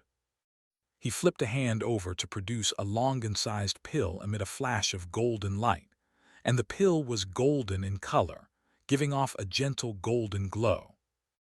Upon closer inspection, one would discover that this layer of golden light was formed by layers of thin golden patterns, presenting a profound sight to behold. This was none other than a myriad axis pill. Despite the tiny size of the pill, there were over 10,000 layers of these golden patterns on its surface, and that was most likely where it had gotten its name from.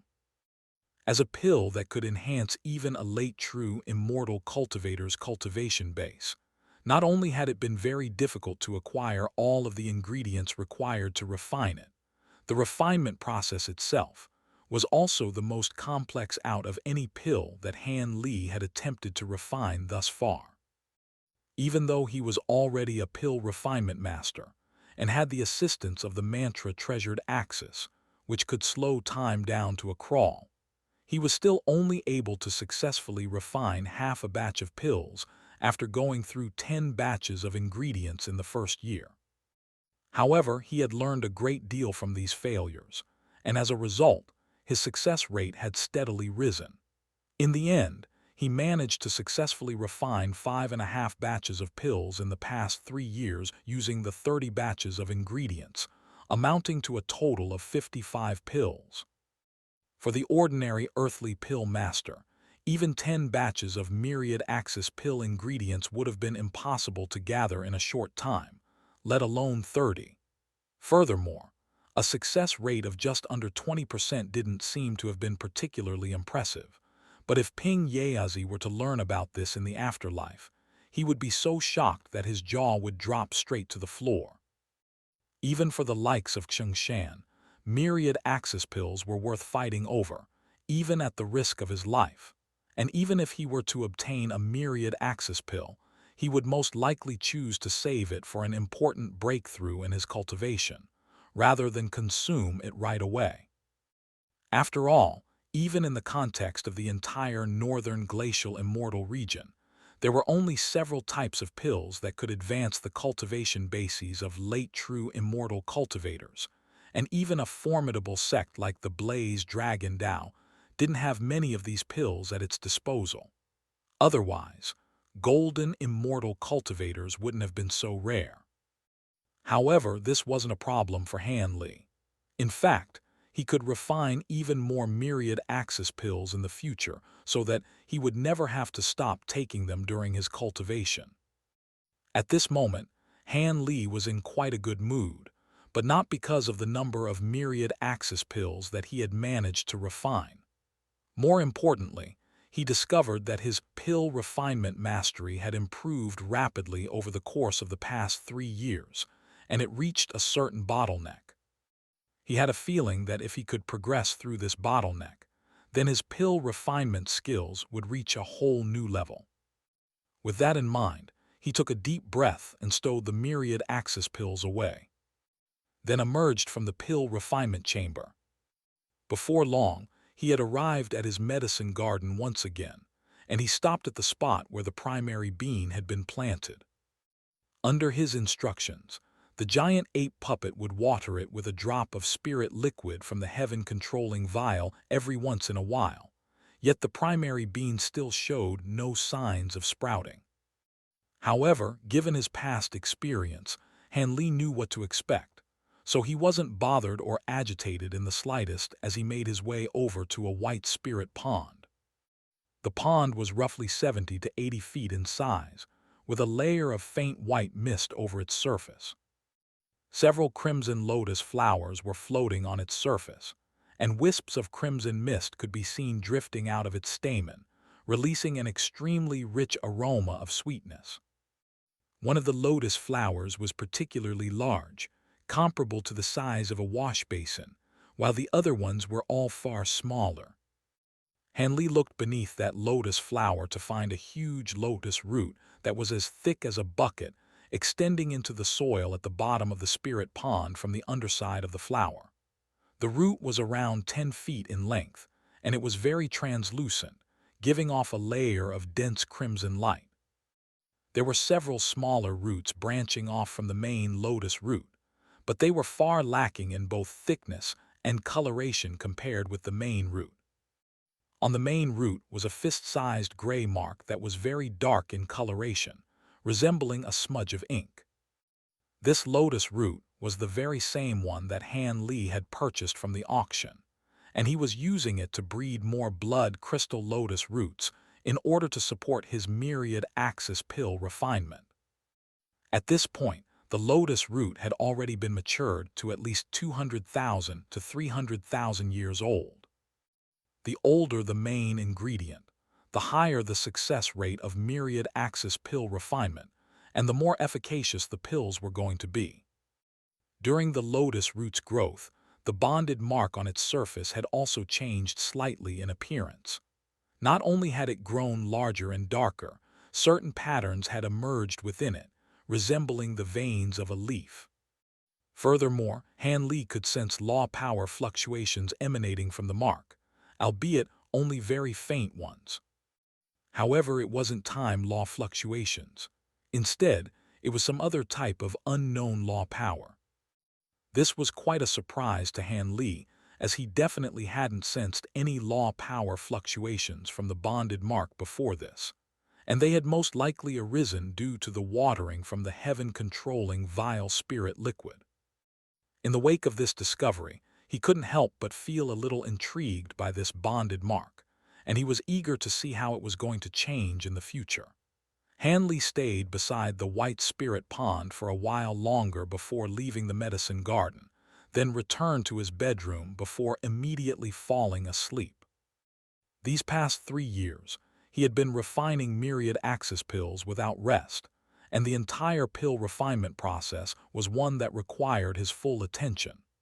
At the same time, he had to calculate the timing of his usage of the mantra-treasured axis, and even with his late true immortal stage cultivation base and spiritual sense, he was feeling quite exhausted. Prior to commencing his cultivation, he had to take some time to recover so that he could prime his body, mind, and magic power into the best possible condition. He slept for 3 days and 3 nights, and upon awakening, he was once again raring to go, arriving in his secret chamber before sitting down with his legs crossed and summoning an azure jade vial. He tipped the vial over slightly to produce a myriad axis pill, and after holding it between his fingers and inspecting it for a while, he promptly swallowed the pill. The pill quickly melted in his stomach, before surging throughout all of his meridians as a powerful flow of warmth.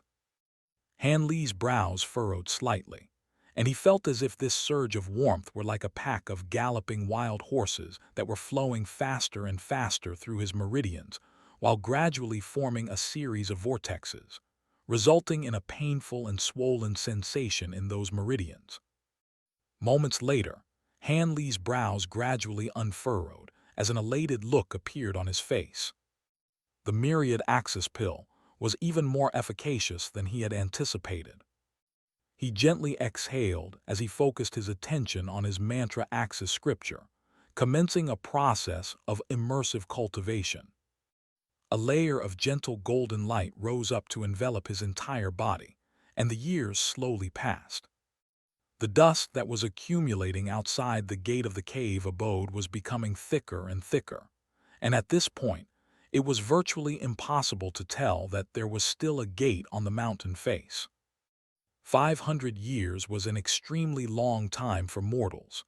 During this time, entire empires could rise up and collapse, yet for cultivators, it was nothing more than one bout of seclusion. On this day, countless dark clouds suddenly converged in the sky above the island, and arcs of lightning were flashing incessantly within the clouds.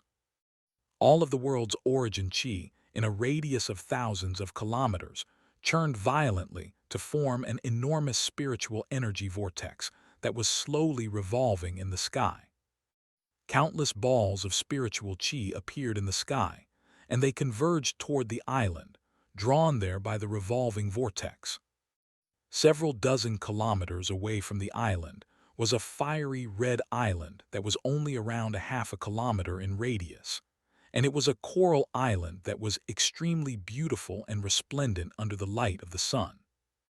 All of a sudden, a crimson demon beast emerged from the water near the island with a splash. The demon beast was over 100 feet in length and resembled a boar with steely crimson fur.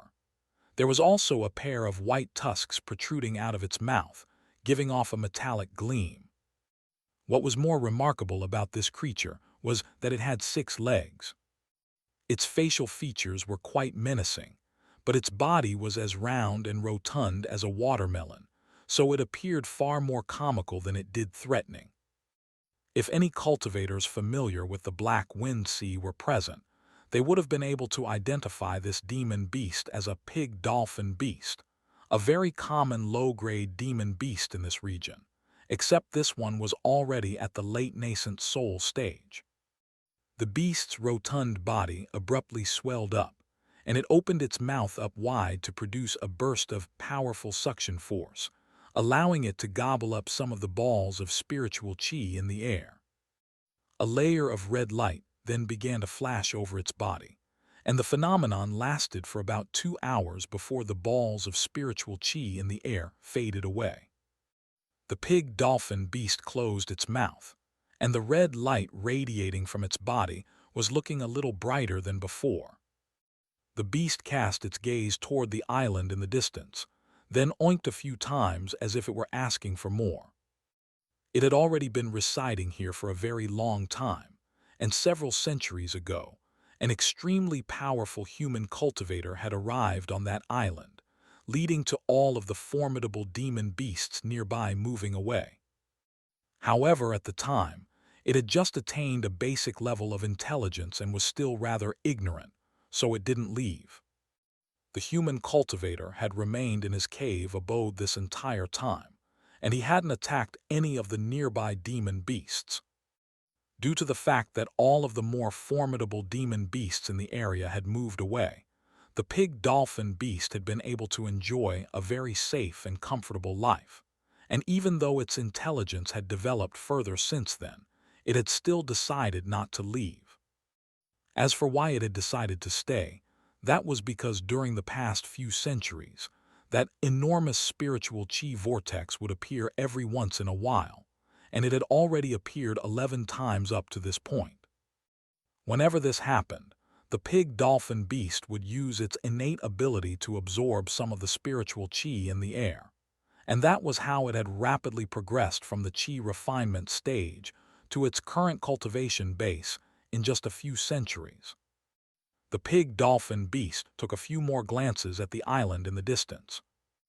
Its cultivation base was already approaching the pinnacle of the nascent soul stage, and if that phenomenon had lasted a while longer, perhaps it would have already reached the deity transformation stage.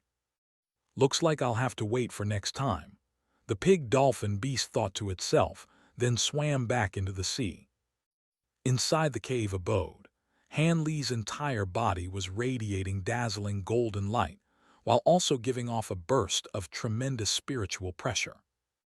As many as 35 specks of golden light had appeared over his body, and as the golden radiance slowly faded, he opened his eyes to reveal a hint of excitement within them.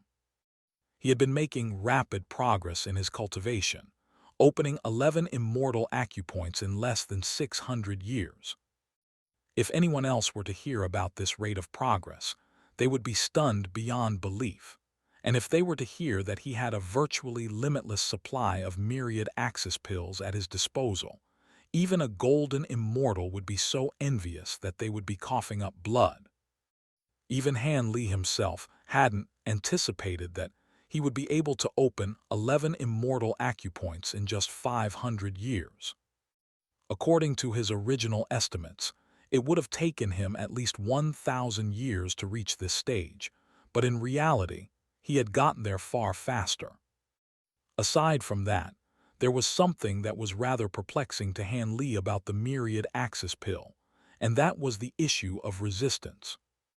Even though he had been taking myriad axis pills throughout the past 500 years, his body hadn't developed any resistance to it, thereby making it less efficacious. He had spent some time trying to uncover the reasons for this, but his experiments hadn't yielded any conclusive results, so he ultimately set the matter aside. After all, it wasn't a bad thing, so there was no reason to dwell on it. He shook his head to rid himself of that train of thought, following which a contemplative look appeared on his face. With 35 immortal acupoints opened, he only had one more left to reach the golden immortal stage. It was only a single step, but the difference was like that between night and day, and the degree of difficulty of making the breakthrough was comparable to a grand ascension cultivator ascending to immortality in the spirit realm. In order to break through this bottleneck, not only did he have to open up 36 immortal acupoints, the most difficult part was overcoming the final one of the 3 decays, namely the acupoint decay. Up to this point, Han Li still hadn't experienced any of the decays in his cultivation, but he had heard many stories about how damning these decays could be, so even with his current powers and abilities, he didn't dare to grow complacent. The best way to ward off the 3 decays was to truly master a law power. He was cultivating the laws of time, one of the 3 paramount laws, and if he could truly master it, even a little bit, then that would most likely be extremely effective for warding off the 3 decays. However, up to this point, he had exhausted all of his other options without any success, and his only hope left was to refine a Tao pill. All of a sudden, a thought occurred to Han Li, and he rose to his feet and left his secret chamber before arriving in a section of his medicine garden. There was a patch of black spirit soil here, and the air was very cool and moist. Planted in the spirit soil was a white spirit ginseng root that was quite transparent in appearance, looking as if it had been carved out of white jade. This was none other than one of the Tao pill's primary ingredients, the heaven-made ginseng root. Finally, his persistent efforts had paid off, and he had managed to purchase a young heaven-made ginseng root from the Transient Guild at a high price. Hanley gave a pleased nod at the sight of the ginseng root. After obtaining the ginseng root, he had immediately instructed the giant ape puppet to water it with the heaven-controlling vile spirit liquid, and at this point, it was already over 100,000 years of age, making it fit for pill refinement. At this point, all that he was missing was the dewform herb, but there was still no news on it. This was almost entirely up to luck anyway, and given that he was currently in the Black Wind Sea, all he could do was rely on the Transient Guild. With that in mind, he heaved a faint sigh and returned to his secret chamber before sitting down with his legs crossed. Even though he was still unable to refine any Tao pills for now, he naturally didn't want to just sit around and do nothing. Instead, he was going to attempt to open up his 36th Immortal acupoint, and at the very least, he was going to open it up most of the way to reach the pinnacle of the late true Immortal stage. With that in mind, Hanley consumed another myriad axis pill before closing his eyes to cultivate. This area of the Black Wind Sea was virtually completely untouched, and it seemed to never display any changes, giving one the impression that time stood still here. Another 50 to 60 years passed by in the blink of an eye, and once again, the pig dolphin beast appeared on the nearby coral island before casting its gaze toward the island that Han El was situated on. According to its past experience, the spiritual chi vortex was about to appear. During these past few years, it came out virtually every single day to check, for fear of missing out. However, close to 10 years had already passed since the date that it had predicted, yet the spiritual chi vortex still hadn't appeared. Not only that, but the island was completely silent, and some of the spiritual power fluctuations that had previously occasionally emanated from it had also ceased to appear. A slightly agitated look appeared in the pig dolphin beast's eyes as it continued to stare at the island in the distance. Could it be that the human cultivator had already left? After some further hesitation, it turned and began to swim toward the island. For a late nascent soul stage pig dolphin beast, a distance of several dozen kilometers could be easily covered, and before long it had already swam to the island. It was doing its best to conceal its own aura as it swam along the edge of the island toward the cave abode of the human cultivator. Shortly thereafter, it arrived near the cave abode before casting its gaze in that direction. It was greeted by the sight of a lush forest that didn't appear to have been any different from the forestry around it. The beast stared at that area of the forest for a long time before opening its mouth to release a streak of faint blue light, which flew into that area. As soon as the blue light came into contact with the forest, it immediately vanished without a trace. The pig dolphin beast was quite elated to see this. The restriction was still standing, which meant that the human cultivator still hadn't left. The pig dolphin beast was quite relieved to see this, and it was just about to leave when an amused chuckle suddenly rang out nearby. The pig dolphin beast shuddered before turning in that direction, upon which it was so frightened that its soul almost left its body. Standing on the shore not far away was an amused azure-robed young man, and it was none other than the human cultivator it had once seen from afar many years ago. The pig dolphin beast let loose an alarmed oink as it hurriedly tried to flee back into the sea, but the azure-robed young man made a grabbing motion, and all of the seawater in a radius of roughly half a kilometer swept back before rising up into the air. The pig dolphin beast was trapped within the seawater, completely unable to move. a late-nascent soul-stage pig-dolphin beast. That's quite rare, the azure-robed young man remarked. The man was none other than Han Li, and his expression at the moment suggested that something was troubling him. During the past few decades, he had continued to cultivate in seclusion in his cave abode, attempting to open up his 36th immortal acupoint. But even though he had continued to take myriad axis pills without pause during this time, the final immortal acupoint remained completely unmoved. On this day, he was feeling rather frustrated and was taking a stroll to take his mind off things, and he certainly wasn't expecting to encounter such a demon beast. The pig-dolphin beast oinked panic and alarm as it struggled with its 6 stubby legs with all its might, but to no avail. Its voice was extremely shrill, resembling the blood-curdling howls of a fat pig that was about to be slaughtered, and it was putting on quite an amusing display that had put Han Li in a much better mood. "Don't worry, I won't kill you," he said with a faint smile, then flicked a finger through the air to send a fiery red pill flying into the pig-dolphin beast's wide-open mouth. Its alarmed oinking instantly ceased, immediately following which red light flashed erratically over its rotund body, and its aura began to rapidly elevate. A dazed look appeared on its face upon sensing this, and its struggles also gradually subsided.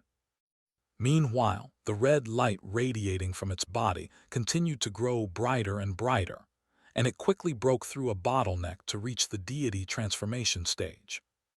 At the same time, the red coloration of its skin and fur completely faded, leaving it as white as snow. The muscles on its lower abdomen squirmed momentarily, and a pair of short stubs appeared, as if 2 more legs were about to emerge. "You must have decent aptitude if you're about to grow 2 more legs so quickly," Han Li murmured to himself before lowering his hand, and the seawater that was enveloping the pig-dolphin beast instantly fell back into the sea with a loud splash. The pig-dolphin beast was freed, but instead of flying away, it remained standing in midair, staring at Han Li with a dazed expression. "I've already helped you break through your deity transformation stage bottleneck. Are you still not satisfied?" Han Li asked with a faint smile. The pig-dolphin beast stared at Han Li for a moment longer, then suddenly flew back into the sea and disappeared into the waves. Meanwhile, Han Li cast his gaze toward the distant horizon with a faint smile. He was feeling a little frustrated, but certainly not disheartened or agitated. It was only to be expected that a golden immortal stage breakthrough would be difficult to make. Otherwise, golden immortal cultivators wouldn't have been so rare. However, he hadn't been able to find any way to resolve this problem. Day quickly transitioned into night, and stars appeared in the night sky. Han Li looked up at the starry night sky, and his eyes suddenly lit up as a thought occurred to him. He flipped a hand over to produce a gray stone slab that was covered in tiny, antiquated text, and it was none other than the great universe origin arts that he had obtained from Patriarch Cold Flame. Not long after obtaining this cultivation art, Han Li had been swept up in a string of chaotic events. As a result, he had forgotten all about it, and this stone slab had been sitting in his storage pouch this entire time. The Big Dipper origin arts that he had come across in the spirit domain realm had allowed him to open up 7 profound acupoints, and after that, it hadn't taken him much effort at all to open up his first 7 immortal acupoints. If he wasn't mistaken, there seemed to have been some type of connection between profound acupoints and immortal acupoints. Perhaps it would become a lot easier for him to open his 36th immortal acupoint if he could first open 36 profound acupoints. With that in mind, Han Li sat down onto the ground while holding the stone slab instead of returning to his cave abode. Back when he had first obtained this cultivation art, he had only inspected it briefly, and now that he was carefully examining it, the excitement on his face quickly faded, slowly replaced by a wry smile. Sure enough, Both the Great Universe Origin Arts and the Big Dipper Origin Arts were similar in nature, and the former was even more profound. However, just as Patriarch Cold Flame said, this stone slab was holding half of the cultivation art, which would only allow one to open up 18 profound acupoints. That meant that he would have to find the second half of the cultivation art in order to open 36 profound acupoints. Patriarch Cold Flame had obtained the first half of these Great Universe Origin Arts from a set of ruins, so Han Li would most likely have to go to the same place to obtain the second half. With that in mind, Han Li couldn't help but internally reprimand himself for not asking Patriarch Cold Flame more questions about those ruins. It most likely wasn't going to be easy for him to find Patriarch Cold Flame again. It appeared that Patriarch Cold Flame had most likely joined the ubiquitous pavilion, but trying to find someone from such an enormous organization was no different from searching for a needle in a haystack. Additionally, he didn't know much about the ubiquitous pavilion to begin with, and just like in the Transient Guild, the identities of its members were most likely kept secret from one another. After contemplating the matter a moment further, he shook his head before stowing the stone slab away. There was simply nothing that he could do about this for now. With that in mind, Han Li turned and made his way back toward his cave abode, only to suddenly stop in his tracks before turning back to look out at the sea. A burst of urgent oinking rang out, following which the surface of the sea parted with a loud splash, and the pig dolphin beast flew out before landing beside Han Li. It then opened its mouth, and a black object dropped out before rolling over to Han Li. A sizzling sound could be heard coming from the pig dolphin beast's mouth, and there were some black marks there, out of which some dark red blood was seeping out, as if that area had been corroded by something. Han Li raised an eyebrow as he swept a sleeve through the air to send a burst of azure light flying into the pig dolphin beast's body, and the injuries on its mouth quickly began to heal. An elated look appeared in the pig dolphin beast's eyes, and it oinked at Han Li while wagging its tail from side to side, as if it were trying to suck up to him. Han Li paid no further heed to the beast as he bent down to pick up the black object on the ground. It was a fist-sized black rock that was giving off faint black light, and even though it was already nighttime, the black light emanating from the object was still very much visible, seemingly able to devour all of the light around it. Han Li's brows suddenly furrowed slightly as a burst of sharp pain shot through the fingers of his hand that were in contact with the rock. Immediately thereafter, a semi-transparent membrane appeared over his hand. The black light emanating from the rock seemed to possess some type of corrosive power that was too much even for his current physical body to bear. After inspecting the rock for a moment, Han Li injected his spiritual sense into it, upon which a hint of surprise quickly flashed through his eyes. The rock contained a very special type of power that wasn't any law power, but it was also very profound, and he couldn't tell exactly what it was. "Are you giving this to me?" Han Li asked. The pig dolphin beast immediately nodded in response. "This is a very interesting rock. Where did you get it from?" Han Li asked. The pig dolphin beast turned to the distance and opened its mouth to say something, but all it could do was oink, and an agitated look instantly appeared in its eyes. A faint smile appeared on Han Li's face as he released a burst of azure light from his fingertip into the pig dolphin beast's throat. In order for demon beasts to speak, they first had to refine a certain throat bone. This pig dolphin beast possessed a decent cultivation base, but it was still yet to refine that throat bone. The azure light flashed through the beast's throat for a moment before quickly dissipating, and an ecstatic look appeared in the pig dolphin beast's eyes as it began to speak in a very inarticulate fashion. "Senior All right, can you tell me where you got this rock from now?" Han Li asked. "Yes, this rock, many years ago, with my parents from elsewhere, while moving here, obtained from near an island," The pig dolphin beast stuttered in response. Han Li's eyes immediately lit up upon hearing this. Do you still recall which island it was? It's been too long. I was too young at the time, so I don't remember, the pig dolphin beast replied, and its speech was gradually becoming more fluent. Han Li swept a sleeve through the air upon hearing this, and a ball of seawater instantly rose up before forming a screen of water that depicted a detailed map of the Black Wind Sea. Can you recall roughly where it was on this map? He asked. The pig dolphin beast stared at the map for a long time, then pointed its snout on a certain spot as it said in an uncertain voice, I think it may have been here. Han Li cast his gaze toward that spot on the map, and a hint of surprise appeared on his face. As it turned out, this was a place that he had once been to. It was none other than Red Moon Island, the island on which he had carried out his first Transient Guild mission. So that's where you found it, Han Li murmured to himself. Maybe, I'm not sure, the pig dolphin beast said with an uneasy expression. It's all right, I know it might be hard for you to remember. By the way, do you have any more of these rocks? Han Li asked. No, I only have this one.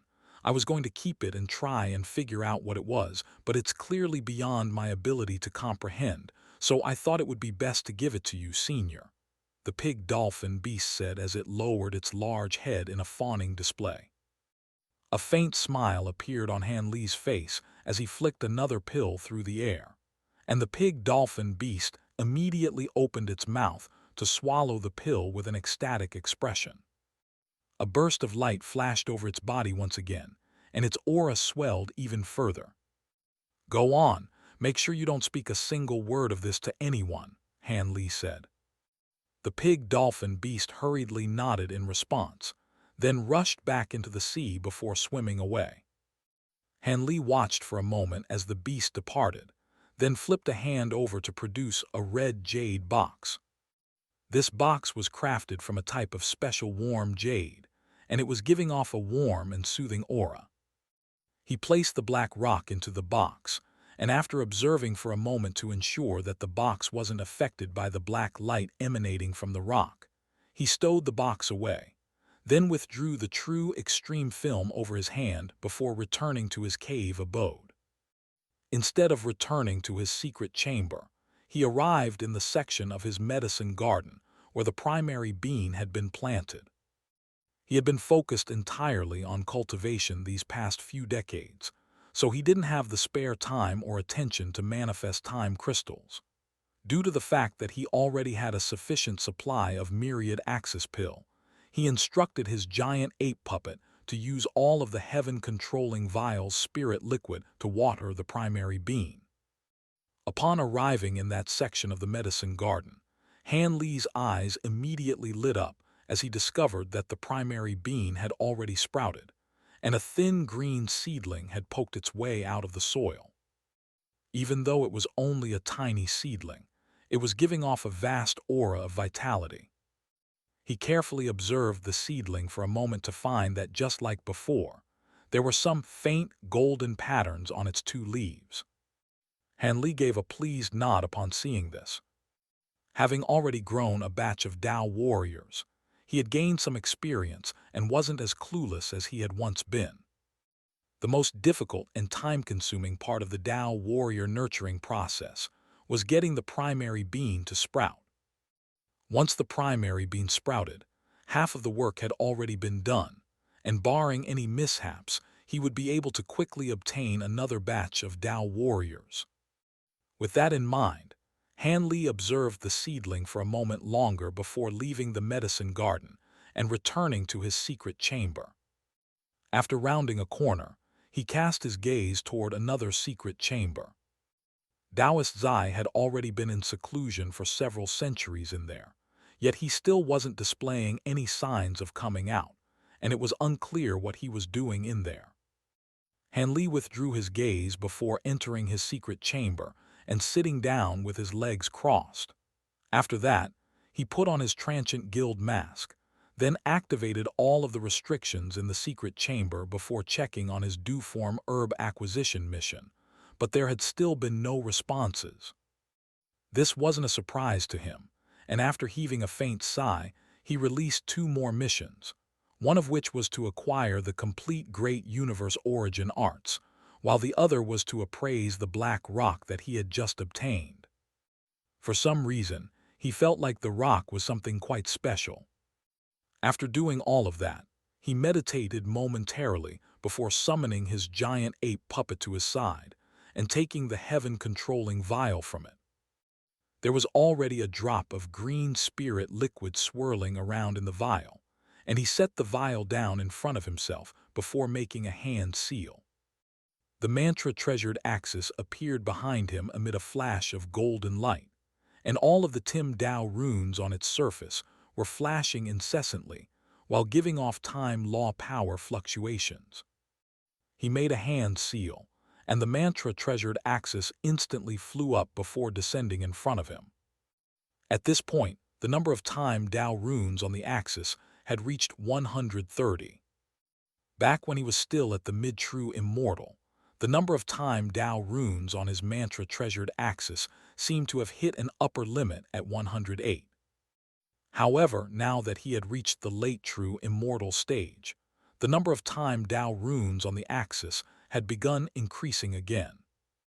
In that case, Han Li picked up the heaven-controlling vial before injecting his immortal spiritual power into it. All of the world's origin chi around the cave abode instantly began to churn violently, forming a massive vortex that drew in countless translucent threads formed by the world's origin chi.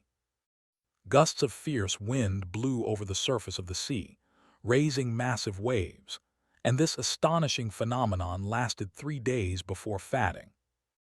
Inside his cave abode, Han Li was holding a time crystal with a hint of weariness on his face. With his current immortal spiritual power reserves, it was already far less taxing than before to manifest time crystals. After resting for a brief moment, he made a hand seal, and the mantra-treasured axis appeared behind him amid a flash of golden light. He then began to chant an incantation. The mantra-treasured axis began to revolve, while the time Dao runes on its surface radiated dazzling golden light. A ball of resplendent golden light appeared at the center of the axis, and it quickly transformed into a vertical golden eye that cast its gaze toward the time crystals in Han Li's hand. A faint crack rang out as the crystal shattered, and the golden thread within flew out before shooting into the vertical golden eye. Han Li shuddered as if he had been dealt a heavy blow, and the golden light radiating from the mantra-treasured axis instantly became even brighter.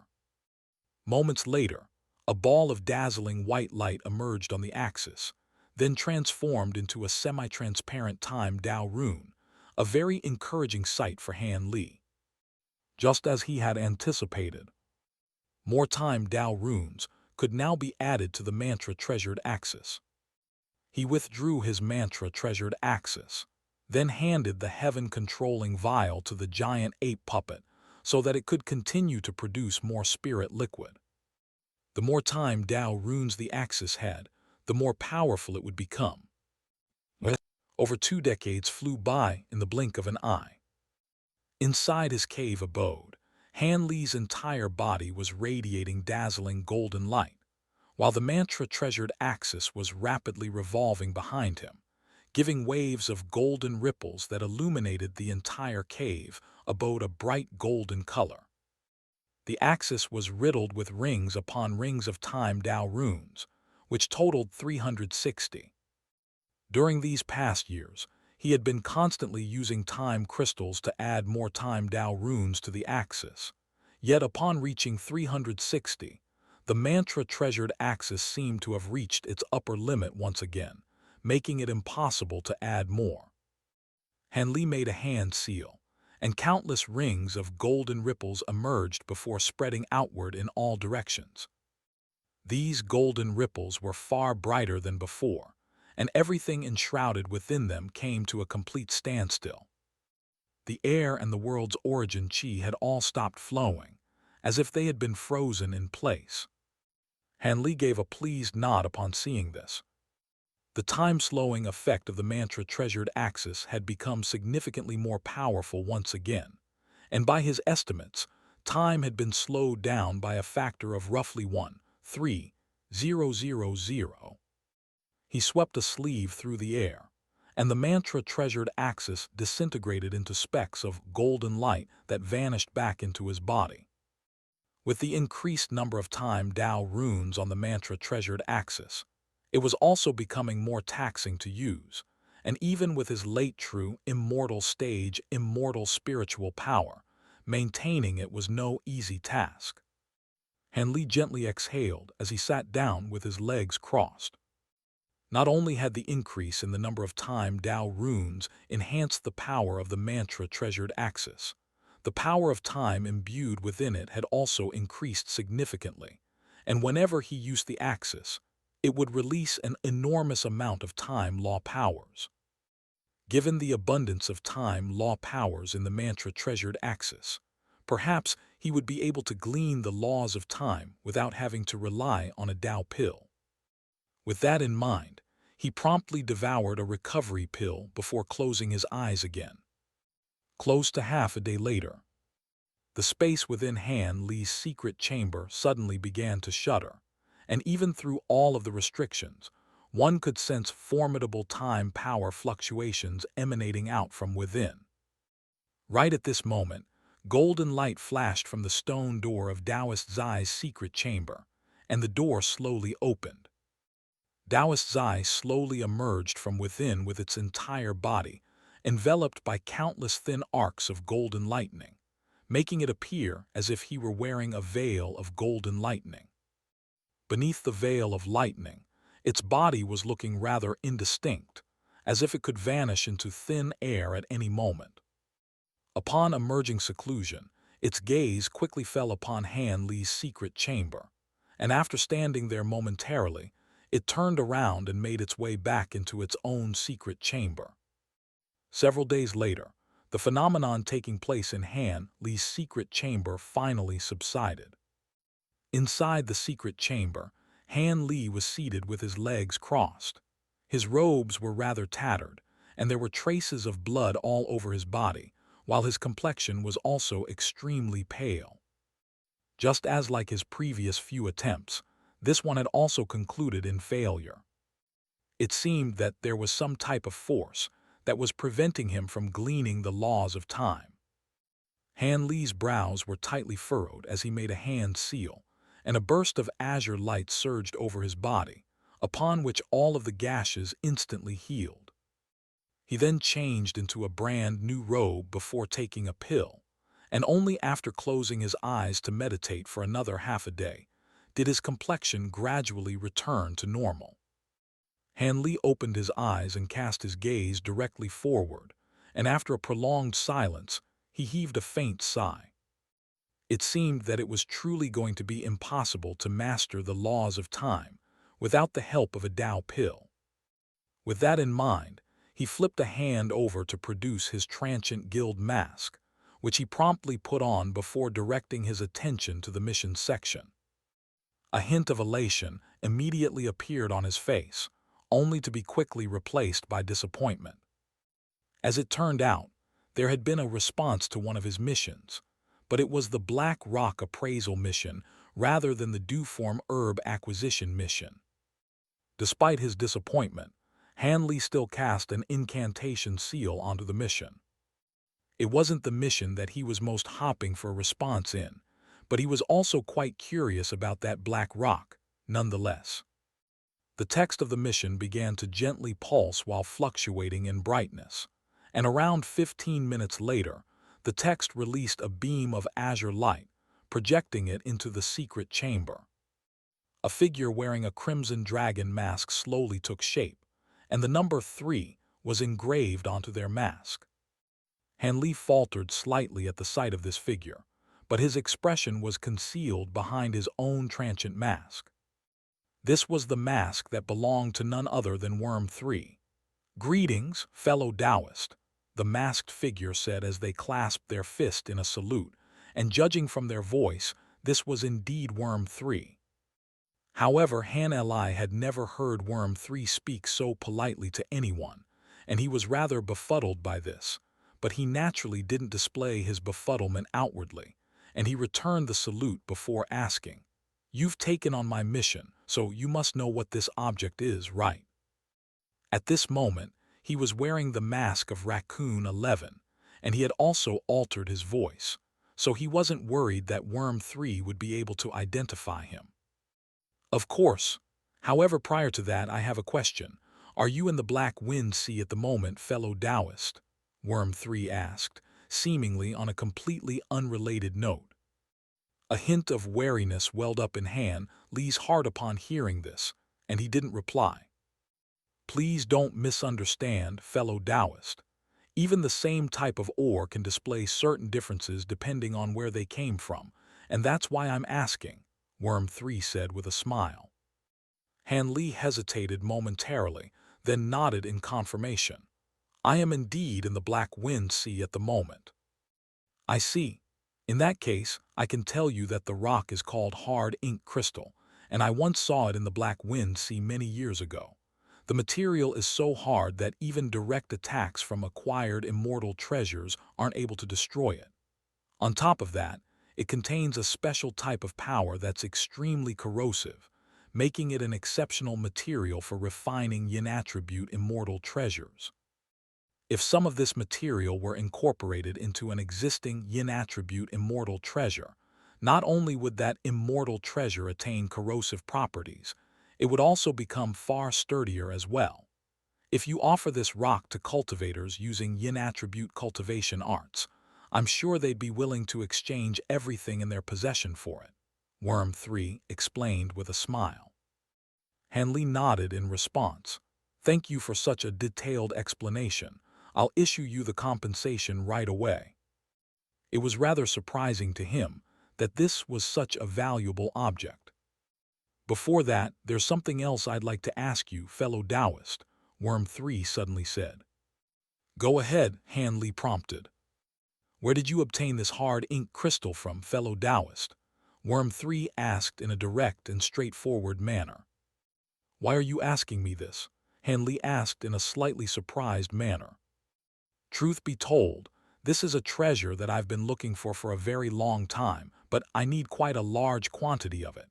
If you can tell me where you obtained this piece from, I can waive the compensation for this mission and give you substantial compensation to boot," Worm 3 said in an earnest voice as they cupped their fist in another salute toward Han Li. "There's no need for that. The origins of this object concern some private matters of mine that I don't wish to disclose, so I'll still issue you the mission compensation as agreed," Han Li replied with a shake of his head. Despite the earnest tone of Worm 3's voice, he could tell that they weren't telling the truth. At the very least, they were omitting something important. "Hold on a second. This is an extremely important matter to me, so please lend me your assistance, fellow Taoist. I'm willing to pay 300 immortal origin stones for this piece of information," Worm 3 hurriedly interjected. Han Li was quite surprised to hear this. No matter how precious this material was, surely 300 immortal origin stones was too much to be paying just for some information on its whereabouts. This made him even more convinced that Worm 3 was withholding some important information. "My apologies, but I cannot disclose this information, so please don't pursue this matter any further. I still have some other errands to attend to, so let's end things here." Han Li refused once again with a shake of his head, and as he did so, he began to make a hand seal to conclude this communication. All he wanted was to cultivate in peace at the moment, and he certainly didn't want to get swept up into any trouble just for some immortal origin stones. "Please wait, fellow Taoist," Worm 3 hurriedly said in an urgent voice. "I noticed that you had released a mission searching for a dew-form herb as well. I just so happen to have one in my possession, and I'm willing to exchange it for the whereabouts of the hard ink crystal." "You have a dew-form herb?" Han Li asked as a hint of surprise and elation appeared in his eyes. Worm 3 was slightly reassured by Han Li's reaction, and they replied with a smile. I do, and it's over 100,000 years old, so it should be ready for you to use right away. Han Li lowered his head in silence, seemingly still rather hesitant. Of course, the dewform herb is a precious spirit plant, but it's certainly no top-tier treasure, so I'll throw in an additional 200 immortal origin stones. How about that? Worm 3 asked, raising the stakes once again. Han Li raised his head with a surprised expression upon hearing this. This hard ink crystal was only something that he had obtained by chance, and he had only turned down Worm 3 as he didn't want to attract any potential trouble. In truth, he had already decided to agree to exchange the information for a dewform herb, and he was only considering some matters related to Dao pill refinement just now, but his silence seemed to have been misinterpreted. Given the generosity you've displayed, it would be rude of me to continue to refuse, Han Li said with a faint smile. Thank you, fellow Taoist. Worm 3 was ecstatic to hear this, and they made a string of hand seals, upon which countless azure runes instantly appeared on the azure light screen in front of Han Li to form a teleportation formation. A storage ring then appeared within the formation, and Han Li picked up the ring without any hesitation before injecting his spiritual sense into it. Instead of immediately inspecting the contents of the storage ring, he carefully inspected the entire storage ring, and only after verifying that it hadn't been tampered with in any way did he turn his attention to its contents, namely a small pile of immortal origin stones and an azure jade box, which was around a foot in length and had several azure talismans adhered to it. Han Li pulled the jade box out of the storage ring, and it was giving off a gentle azure luster. He immediately identified the box to have been crafted from azure spirit cream jade, which was a type of premium spirit jade that was ideal for storing all types of spirit plants. Han Li gently removed the talismans from the box before lifting its lid, and he was greeted by the sight of an azure spirit plant with long and thin leaves that were as green as jade, but its roots were white in color. There were white spots that resembled beads of dew on the spirit plant's leaves, and it didn't appear all that remarkable, but it was giving off powerful spiritual chi fluctuations. A cloud of white mist quickly appeared in the air around it, and within the mist were numerous transparent water droplets. This was none other than the dewform herb that he had been searching extensively for, and just as Worm 3 claimed, it appeared to have been over 100,000 years of age. Furthermore, its roots were completely unharmed, so he could continue to nurture it. Han Li replaced the lid on the jade box before stowing it away, then said, "The answer to your question is very simple. I picked up the hard ink crystal somewhere in the Black Wind Sea by chance." Worm 3's eyes immediately lit up as they asked, "Oh, do you still recall where it was that you picked it up from?" "Let me think. If my memory is correct, then it was somewhere near a place called Red Moon Island," Han Li replied. Red Moon Island. Worm 3 faltered slightly upon hearing this. "Is there a problem, fellow Taoist?" Han Li asked. "No, it's just that I've been there once, and it's quite a bleak and desolate island, so I didn't think that something like hard ink crystals could be found near it," Worm 3 replied. "I see. After picking up this piece of hard ink crystal at the time, I searched the nearby area but didn't find any more, so the chances of you finding more of this material there are most likely rather slim. In any case, I wish you luck," Han Li said with a faint smile. "Thank you, fellow Taoist," Worm 3 replied as they cupped their fist in a salute. The two of them chatted for a brief, while longer before concluding the communication. Han Li took off his mask, then rose to his feet with a contemplative look on his face. Judging from Worm 3's words and actions just now, there was definitely some information that they were withholding. With that in mind, Han Li thought back to the mission that he had carried out on Red Moon Island, trying to think if there was anything special about the island. But he then quickly rid himself of that train of thought, deeming it as nothing more than a waste of time. After that, he cast an incantation seal to open the door of his secret chamber, then made his way to his medicine garden. While it was true that he did now have a due-form herb of sufficient age, a single one wasn't very much to work with. It was almost certain that he was going to be failing many times in his attempt to refine a Tao pill, so he had to prepare more batches of ingredients. At this point, he had already nurtured many batches of all of the other ingredients, and the due-form herb was the only one that he had been missing.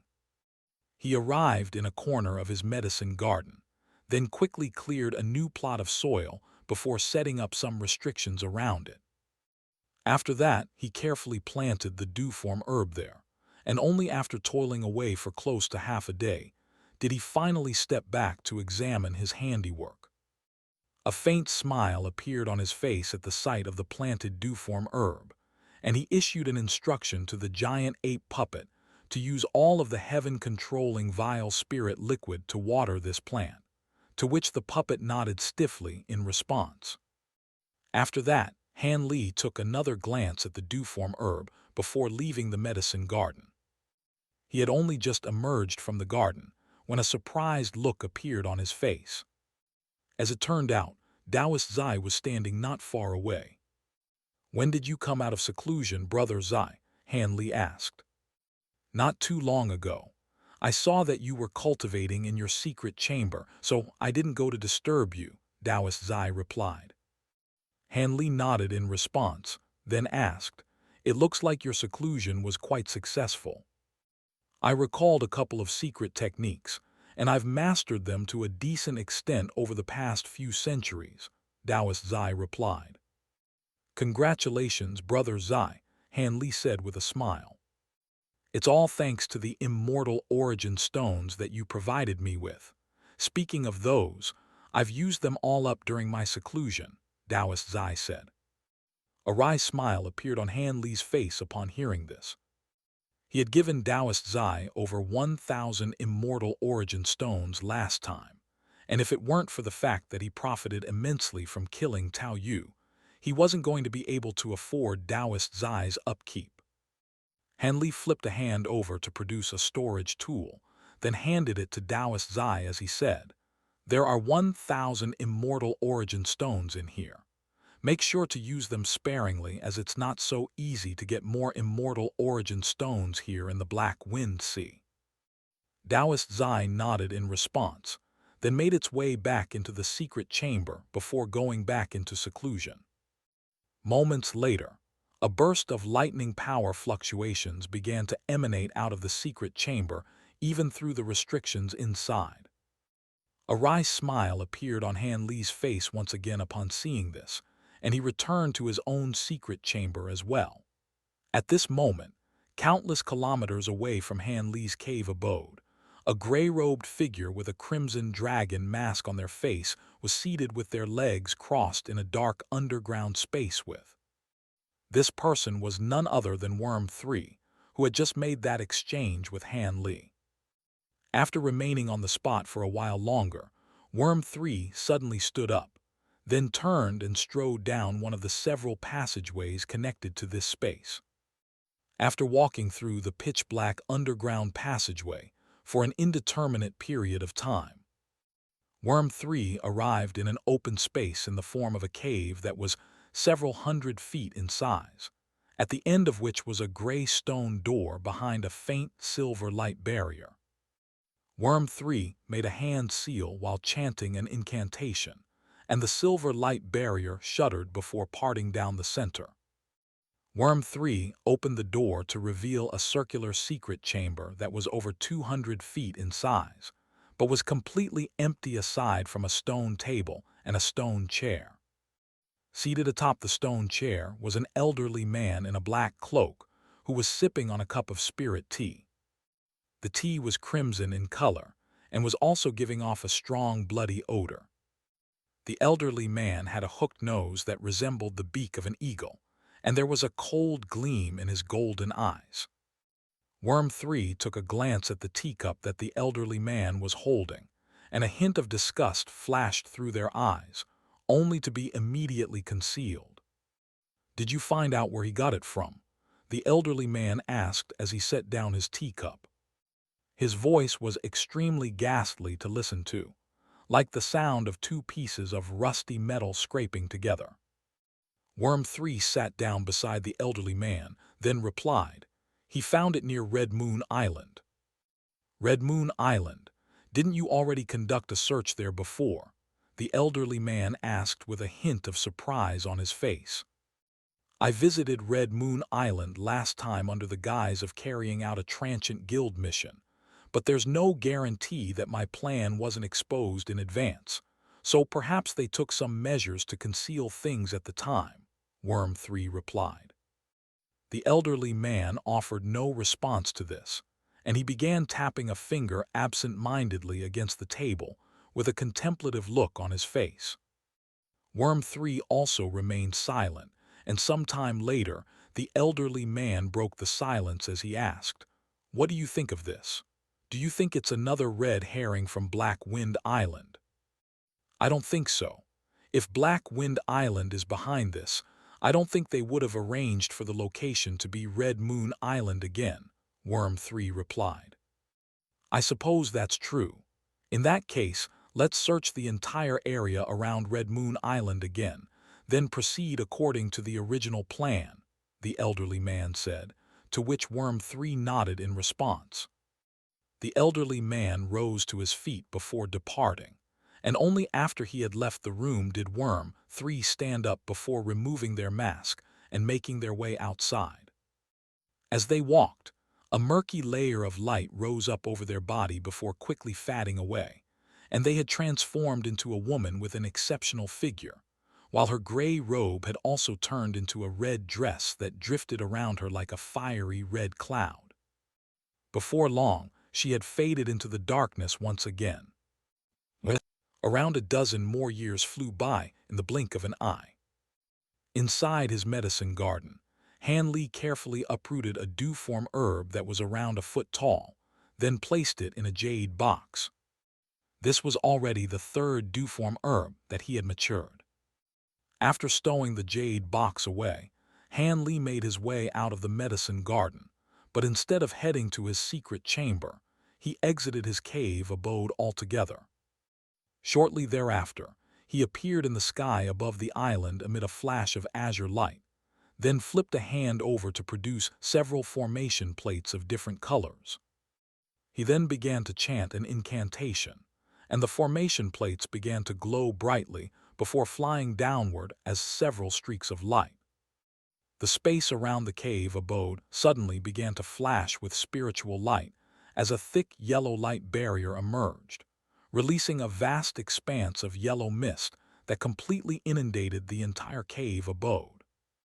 At the same time, boundless blue light rose up from the sea around the island to form a hemispherical blue light barrier that encompassed the entire island with flashing runes of different sizes on its surface. Hanley continued to chant his incantation, releasing several streaks of blue light that vanished into the light barrier. A series of ripples immediately began to surge over the blue light barrier, following which the entire light barrier abruptly vanished along with the island beneath it, making it appear as if this were just a stretch of empty ocean. Hanley gave a pleased nod upon seeing this.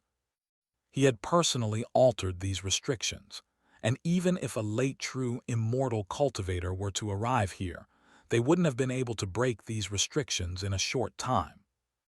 The outermost concealment restriction was one that he had learned from a scripture in Tao Yu's storage tool, and it was even more profound, able to fool the spiritual sense of even early golden immortal cultivators. After doing all of that, Hanley turned and flew away into the distance as a streak of azure light. Several days later, he drew to a halt above a certain region of the sea. This place was just as barren and deserted as the area where he had chosen to construct his temporary cave abode, except the cave abode was situated in the northwestern region of the Black Wind Sea, while this was the southwest.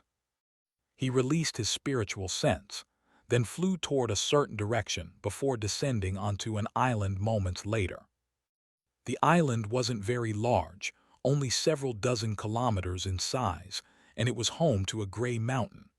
Aside from that, the entire mountain was covered in soil and gray rocks, but barely any plants, presenting a rather bleak sight to behold. Hanli swept his gaze over the island before flicking his fingers through the air to release streaks of sword chi that struck the gray mountain halfway up. Countless rocks came tumbling down like rain, and before long, a crude cave abode had taken shape. Hanli flew into the cave abode, then swept a sleeve through the air to release a flurry of several hundred formation flags. After that, he chanted an incantation before pointing at the formation flags, and they instantly transformed into balls of light of different colors that vanished in a flash into different parts of the cave abode. Several light barriers then quickly appeared to encompass the entire island, before vanishing into thin air as well. With all of the restrictions set up, Hanli sat down with his legs crossed, then swept a sleeve through the air once again to release a streak of golden light that transformed into Taoist Zai. Brother Zai, it's very unlikely that anyone will come here, but if someone tries to barge into this place while I'm in seclusion, then please do your best to keep them at bay, Hanli said. Rest assured, unless any beings far above the golden immortal stage come here, I'll be sure to keep them out of your way, Taoist Zai replied with a nod, then vanished into thin air amid a flash of golden lightning. Hanli's expression remained unchanged upon hearing this, but internally, he was quite surprised to discover that his spiritual sense was no longer able to detect Taoist Zai's location. He immediately activated his spirit refinement technique to enhance his spiritual sense, and only then was he able to detect a very faint trace of lightning fluctuations nearby. If it weren't for his enormous spiritual sense and the enhancement effects of his spirit refinement technique, there was no way that he would have been able to detect these faint lightning fluctuations. Despite his surprise, Hanli quickly shook his head and set the matter aside. He had gone out of his way to construct a new cave abode and set up so many restrictions here as he was about to begin refining a Tao pill. According to the scriptures, a pill tribulation could arise in the instant that a Tao pill took shape. The scriptures stated that pill tribulations arose due to the fact that all Tao pills contained the purest of law powers, to the point that they transcended the natural laws of the realm. As a result, the power of the realm would automatically reject Tao pills, sending down pill tribulations to prevent Tao pills from taking shape. It was said that pill tribulations were extremely formidable, even more so than most lightning tribulations, and even though this place was very secluded, there was still no guarantee that such a massive spectacle wouldn't attract any unwelcome guests. The problem with his former cave abode was that moving the medicine garden was quite a chore, and that was why he had decided to come here. Even if someone were to discover him here, with Taoist Zai buying him time, he would be able to make a getaway. With that in mind, Hanli took a deep breath before closing his eyes to meditate. Only after 3 days and 3 nights had passed did he reopen his eyes, following which he swept a sleeve through the air to produce a silver cauldron. A streak of silver light then shot out of his other sleeve and landed beneath the cauldron, transforming into a ball of silver flames that contained a tiny fiery silver figure. After that, he swept his sleeves through the air in succession to summon various ingredients that almost took up the entire secret chamber. At the same time, he was running through the Tao pill refinement process in his mind, even though he had already envisioned the process countless times. After making sure that he was fully prepared, he cast an incantation seal through the air, and the silver flame instantly reared up, while the temperature in the cauldron above it quickly began to rise. All of a sudden, A white crystal emerged at Han Li's behest before flying into the cauldron. It was none other than a time crystal, and it gradually began to melt in the face of the sweltering heat inside the cauldron. The golden thread within the crystal was becoming brighter while giving off bursts of time law power fluctuations, and at the same time, Han Li drew a jade box into his grasp, one that contained a heaven-made ginseng root. A burst of azure light emerged over his other hand before enveloping the heaven-made ginseng root, and the azure light then took on the form of two large hands that began to gently crush the ginseng root. The heaven-made ginseng root was an extremely rare spirit plant, but it wasn't very hard at all, and it was instantly crushed to a pulp, releasing a large volume of white spirit liquid. Han Li pointed a finger forward to release a burst of azure light that caught the spirit liquid, then carefully transported it into the cauldron.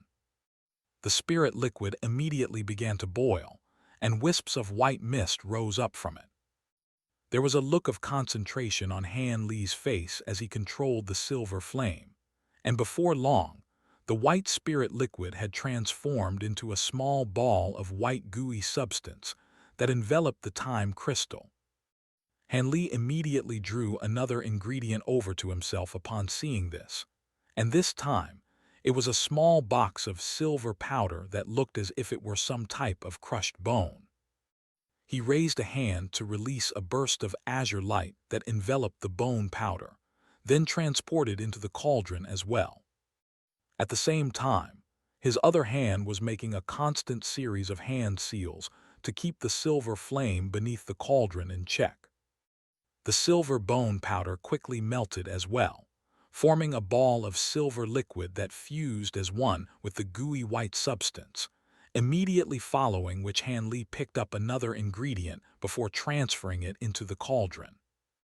In the blink of an eye, over half a day had passed by, and most of the ingredients in the secret chamber had already been transferred into the cauldron. At this moment, there was a longan-sized white pill inside the cauldron, and its surface was rather rough and bumpy. The white pill was gently revolving while being heated by the silver flame beneath the cauldron, and it was giving off wisps of white spiritual qi. In front of the pill cauldron, sweat had already begun to bead up on Han Li's forehead, and his breathing was also slightly jagged. He had already tried to mentally prepare himself for the level of difficulty of Tao pill refinement, but only when putting the process into practice did he realize just how drastically he had underestimated the process. Tao pill refinement was completely different from that of normal pill refinement. There were countless different pill recipes out there, but almost all of them involved refining all of the ingredients before gathering them together to condense into a pill. In contrast, the ingredient that contained the law power was the core of everything in a Tao pill. Hence, during the refinement process, he had to refine the ingredients while constantly fusing them with the material that contained the law power, resulting in a snowball process. Essentially, the ingredient refinement and pill condensing processes had to take place in unison, and that resulted in a massive spike in difficulty. To further compound his woes, he also had to simultaneously control the fire while balancing out the medicinal properties of all of the ingredients.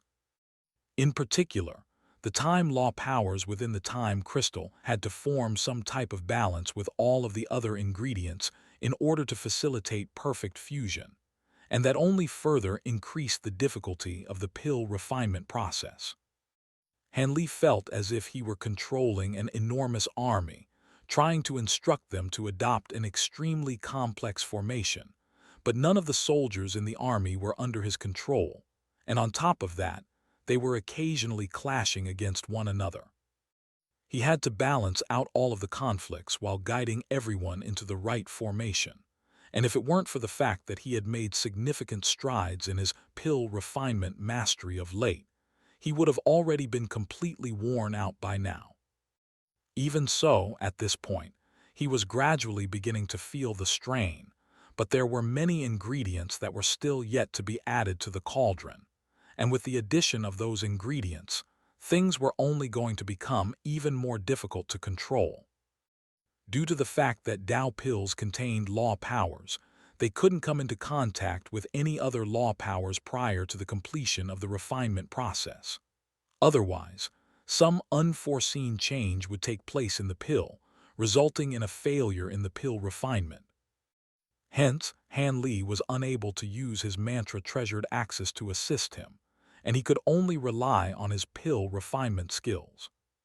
He took a deep breath, then swept a sleeve through the air once again, sending another ingredient tumbling into the cauldron.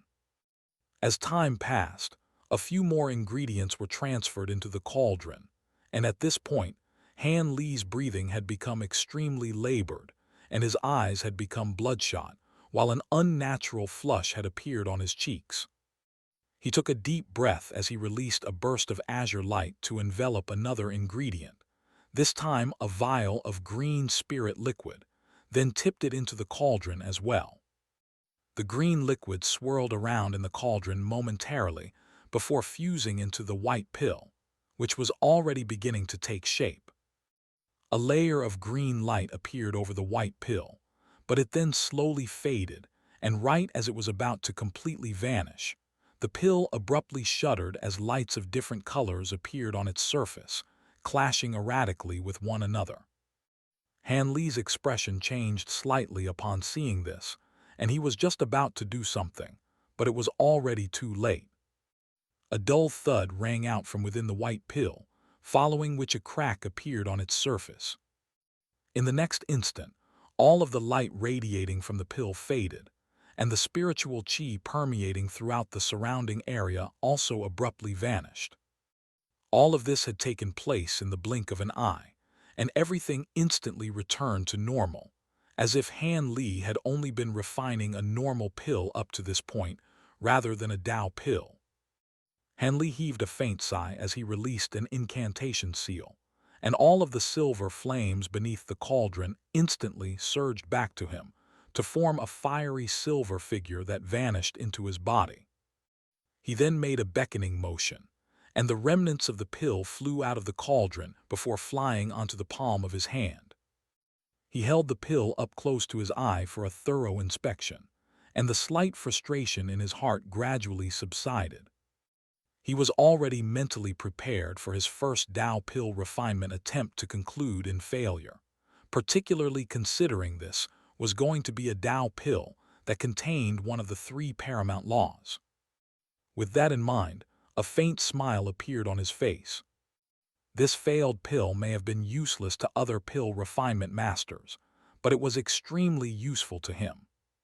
He made a hand seal, and his mantra-treasured axis appeared behind him amid a flash of golden light. All of the 360-time Tao runes on its surface were giving off dazzling golden light, and the eye of truth at its center slowly opened to reveal the eyeball inside.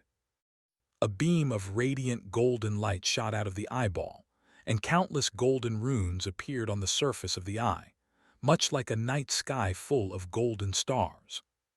With the emergence of these runes, the golden light released by the eye of truth began to flicker incessantly, creating a chaotic kaleidoscope-like effect. With 360-time Tao runes on the mantra-treasured axis, the aura and observative powers had both been significantly enhanced.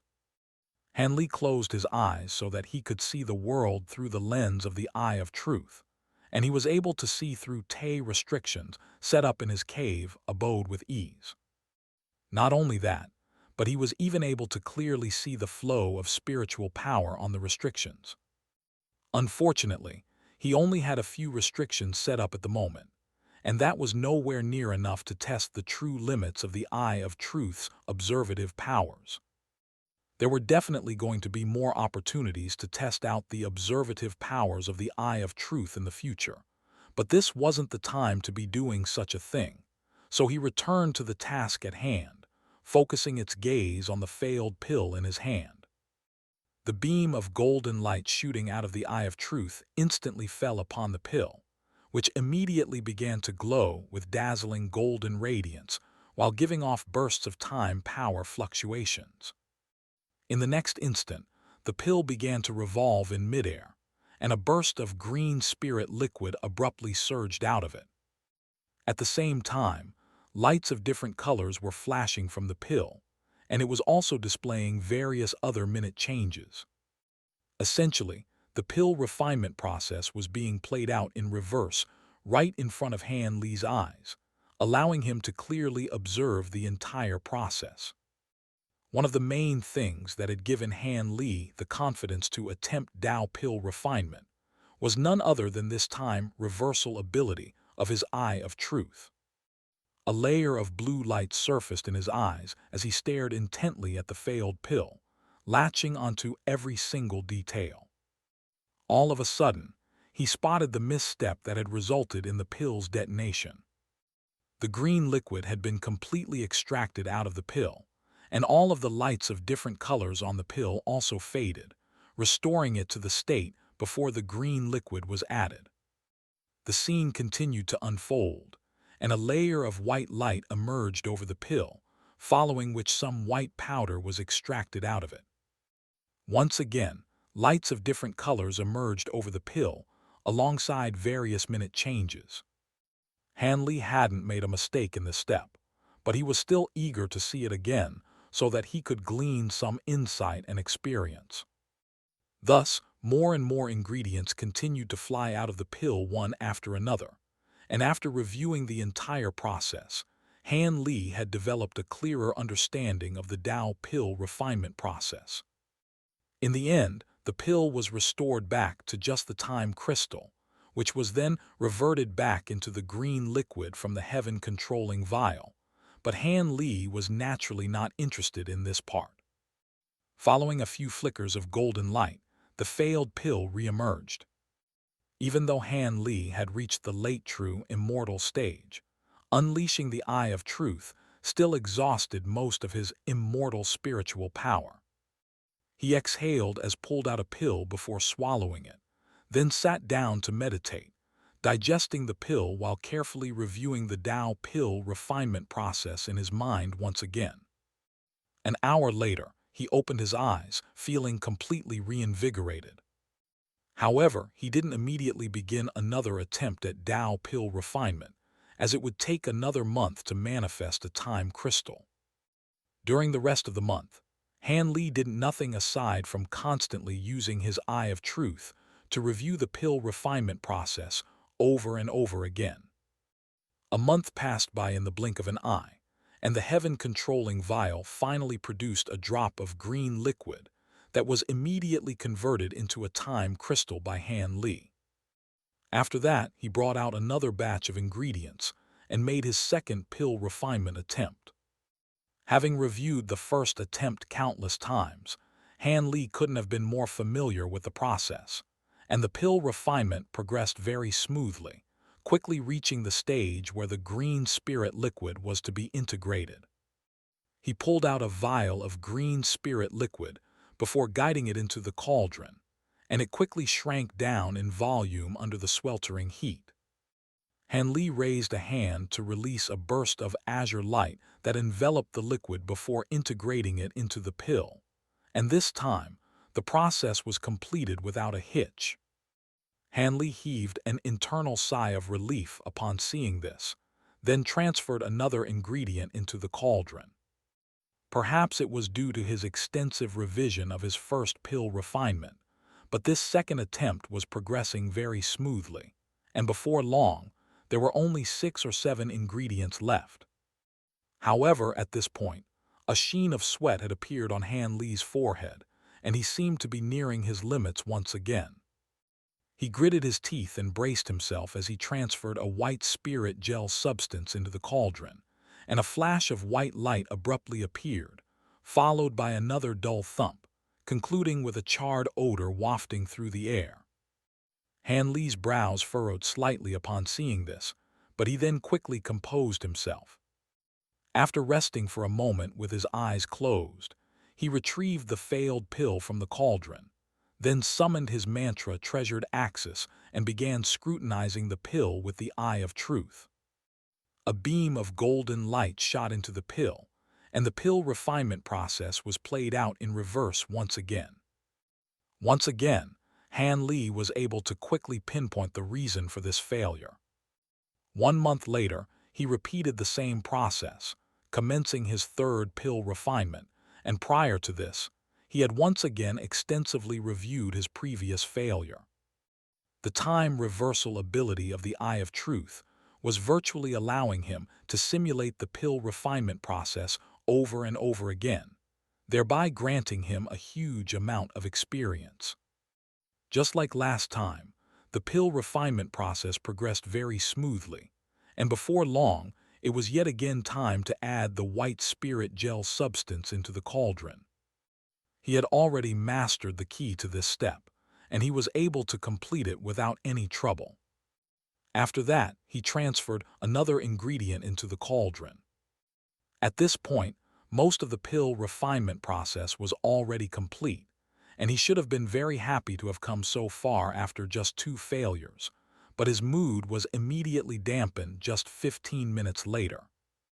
Another dull thump rang out from within the cauldron, heralding his third Tao pill refinement failure.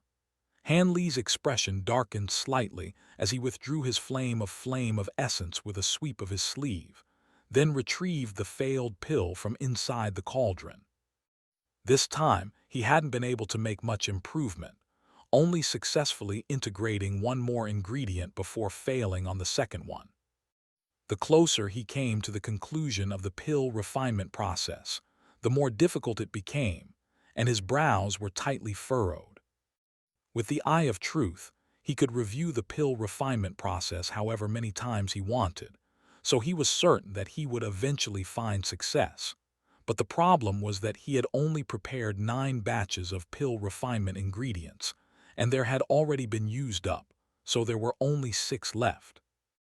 He took a deep breath and cast aside that train of thought, then trained his Eye of Truth on the failed pill once again. A month later, Han Li commenced his 4th pill refinement. Everything was progressing smoothly, and he quickly reached the stage where he had previously failed. Thanks to his extensive revision, he was able to complete this step with ease as well, smoothly integrating a piece of golden honey into the pill. He took a moment to compose himself, then turned to find that there were still 5 ingredients left. He gritted his teeth as he transferred the next ingredient into the cauldron, then began making a rapid string of hand seals with a look of intense focus on his face, pushing the limits of his pill refinement abilities. Inside the cauldron, the pill was revolving on the spot with spiritual light of different colors flashing over its surface. With each ingredient that was added, Han Li had to regulate the interactions between the new ingredient and the other ingredients that had already been integrated into the pill to reach a new equilibrium. It was like pouring cold water into hot oil while also ensuring that no oil spilled out. Han Li was doing everything in his power to mediate the clashes between the medicinal power of all of the ingredients in the pill, trying to stabilize everything, but his efforts proved to be futile.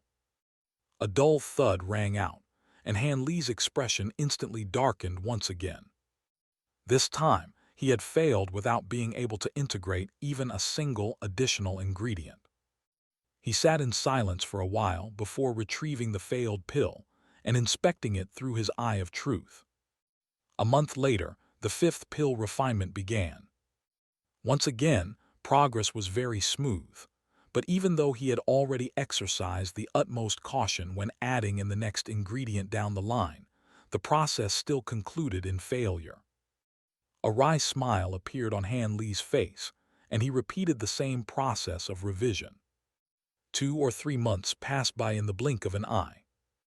Han Li was seated with his legs crossed in his cave abode, cycling through a rapid string of hand seals. Faint crackling sounds were ringing out occasionally from within the cauldron. And even though the lid of the cauldron, flashes of spiritual light of different colors could be seen. There was also a strong medicinal aroma in the air, and this time, all of the ingredients had already been transferred into the cauldron. During these past few months, progress had remained agonizingly slow despite Han Li's best efforts, and he was only able to successfully integrate one more ingredient each time. Even though he had managed to gradually overcome one hurdle after another, he had exhausted all of his ingredients, and the pill in the cauldron at this moment contained the final batch. He had already failed at this stage last time, so if the trend of one additional successful ingredient integration per pill refinement attempt continued, then this would finally be the one where he was met with success. What he had to worry about right now was the upcoming pill tribulation. He only had this final batch of ingredients left, and if he couldn't ward off the pill tribulation, then he wasn't going to get another chance for at least the next few centuries. He still had some seeds and seedlings of things like the dewform herb and the heaven-made ginseng root, so all he would have to do would be to mature them using the heaven-controlling vial spirit liquid. But the other ingredients that weren't spirit plants weren't going to be so easy to obtain. They would have to be purchased using immortal origin stones, and some of them were not so easy to come by. In particular, there were several primary ingredients that he had only found in Tao Yu's storage tool, and he had no idea how much time and effort it would have taken to gather them on his own. Not only was he currently in the Black Wind Sea, it was impossible to purchase those ingredients even from the Transient Guild. Hence, this was his final chance, and he couldn't afford for anything to go wrong. With that in mind, Han Li reaffirmed his focus, observing all of the changes taking place in the pill cauldron with his spiritual sense. At this moment, all of the ingredients in the pill were clashing violently against one another like a chaotic pot of boiling water, and even though he had identified the reason for his previous failure during his extensive revision, he was still having a great deal of trouble keeping everything in check. Time slowly passed by, and Han Li gradually entered an immersive state of tranquility, as if his heart had transformed into the surface of a still lake. The rate at which he was making hand seals began to slow down, but all of his movements had become more precise and profound.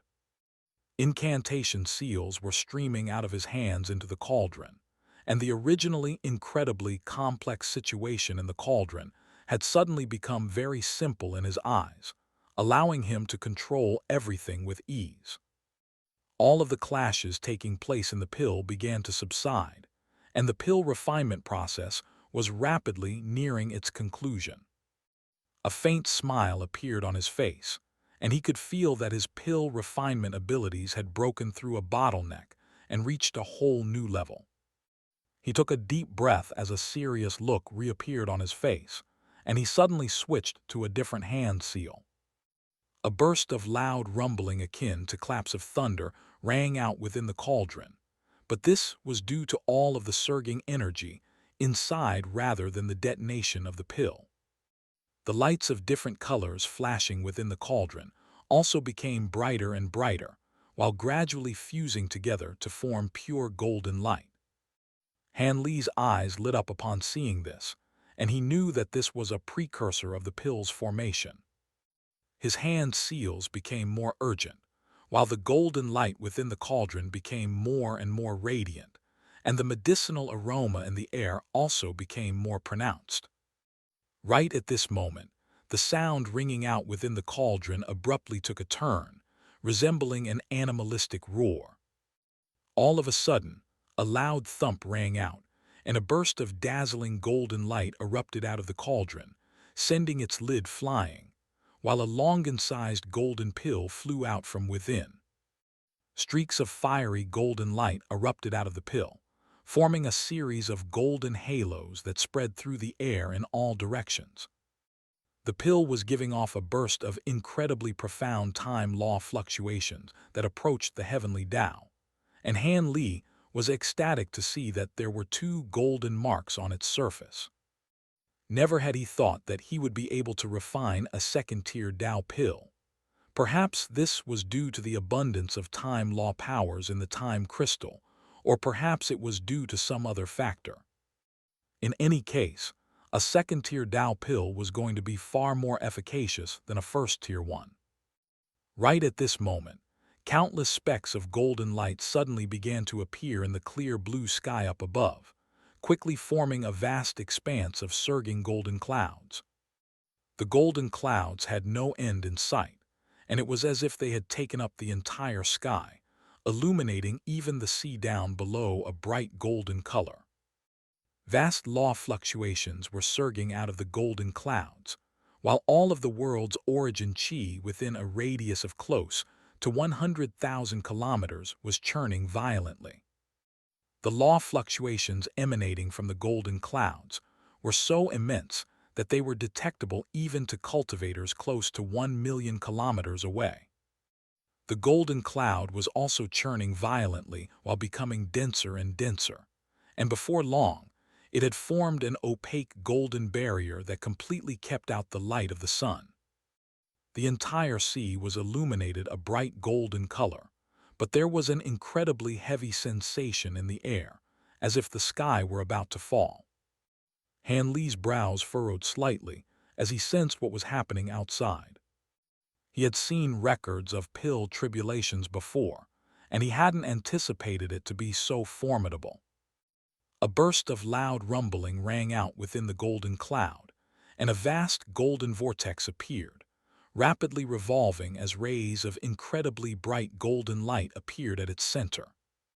A burst of crushing law fluctuations surged out of the vortex, descending upon the entire cave abode. Countless cracks began to appear on all of the walls of the cave abode, and all of a sudden, Taoist Zai appeared in the sky above the cave abode amid a flash of golden lightning. It raised its head to look up at the golden cloud, and a hint of emotion flashed past its wooden face. Right at this moment, the golden vortex in the sky abruptly brightened, and a beam of piercing golden light surged out from within, hurtling down toward the cave abode below. The golden light contained countless golden runes that were flashing erratically, while giving off formidable time-law power fluctuations that were filled with aggressive intent. Taoist Zai made no effort to stop the beam of golden light, merely standing still on the spot. Right at this moment, the beam of golden light struck the cave abode before piercing directly into it. However, the restrictions and walls of the cave abode remained completely unharmed, and the golden light passed right through them as if it had no substance. Han Li was quite startled by this turn of events. The pill tribulation had arrived far quicker than he had anticipated. He hurriedly made a hand seal, and his mantra treasured axis appeared behind him before releasing countless golden ripples that instantly enveloped the golden Tao pill. At the same time, he opened his mouth to release the 7 bright star rings, which became interconnected with one another to form a single large ring. The ring released a burst of dazzling starlight to form a light barrier with countless stars flashing on its surface, as if it were a miniature starry sky. Countless tiny starlight runes were surging over the surface of the light barrier, while giving off hints of law fluctuations. Before Han Li had a chance to do anything else, the beam of golden light came crashing down like lightning upon the starlight barrier, which immediately brightened considerably as it attempted to keep the beam of golden light at bay. However, the beam of golden light was able to pass through it just as it had the ceiling of the cave abode, and it struck the Tao pill with unerring accuracy. The golden Tao pill shuddered violently upon being struck by the beam of golden light, and arcs of lighting were flashing over its surface. At the same time, the golden light that it was giving off quickly began to dim, and the enormous spiritual energy that it contained was beginning to display signs of dissipating. Most importantly, the 2 golden Tao marks on its surface were also flashing erratically, looking as if they were about to rise up from the Tao pill and fly toward the golden vortex up above. Han Li's heart immediately sank upon seeing this. He had already activated his mantra treasured axis's time-slowing effect. But the beam of golden light was completely unaffected, perhaps because it was also imbued with the power of time laws. His mind was racing as he made a rapid string of hand seals in a desperate attempt to stabilize the Tao pill. At the same time, bursts of time law powers surged out of the mantra-treasured axis, enveloping the golden Tao marks on the pill to keep them in place. However, even with his tremendous power, it was very difficult to stabilize the Tao pill and keep the Tao marks in place, and at this rate, it would only be a matter of time before the Tao pill was completely destroyed. The golden Tao pill was trembling incessantly, as was Han Li. Stabilizing the pill wasn't just a matter of using as much effort as possible. Instead, he had to strike an extremely meticulous balance, so his immense immortal spiritual power wasn't helping him much here. Right at this moment, the golden cloud in the sky began to churn once again in an even more violent fashion, resembling a turbulent golden sea. The speed at which the golden vortex was revolving also increased significantly, and more rays of piercing golden light appeared at its center, resembling arcs of pulsing lightning. In the next instant, a burst of even more suffocating pressure erupted out of the vortex before descending upon Han Li's cave abode.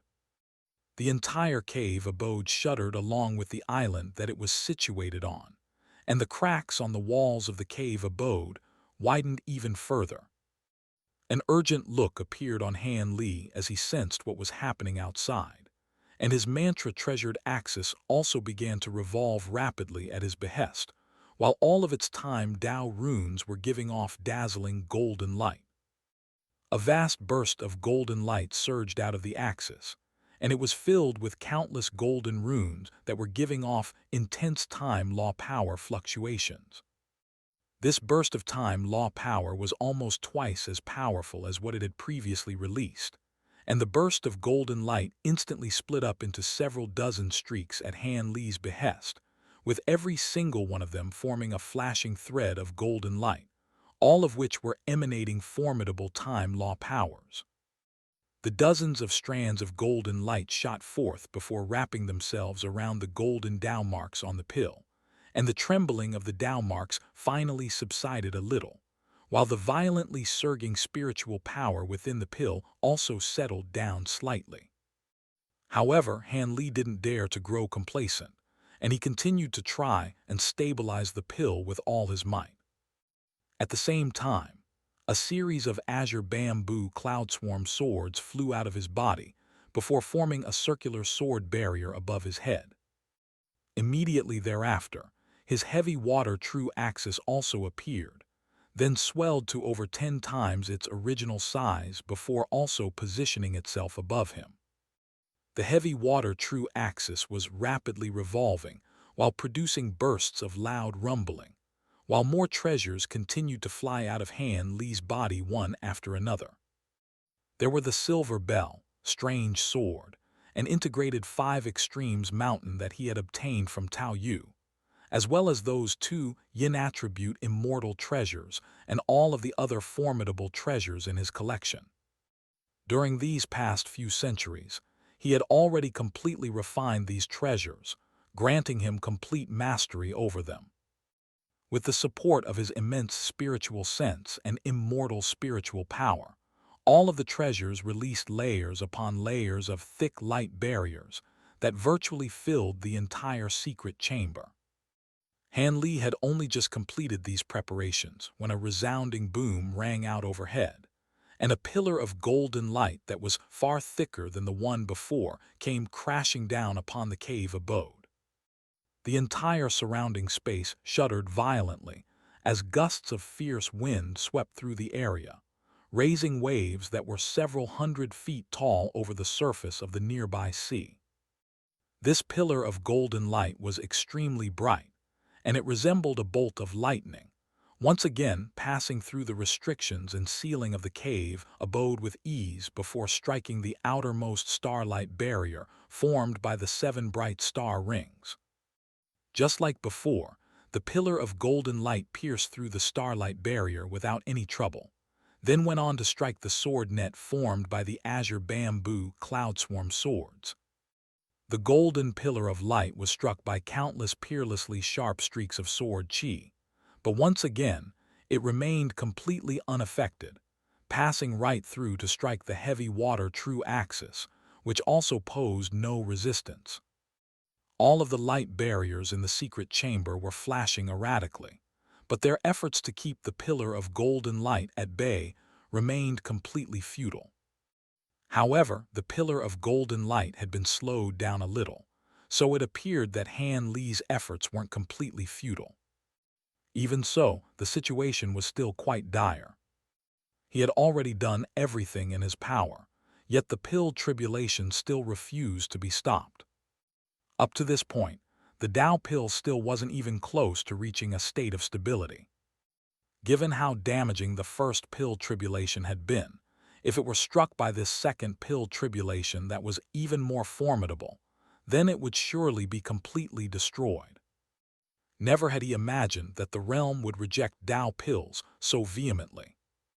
He continued to resist with all his might, while the pillar of golden light passed through several more light barriers, and it was slowed down even further in the process. All of a sudden, Han Li seemed to have noticed something.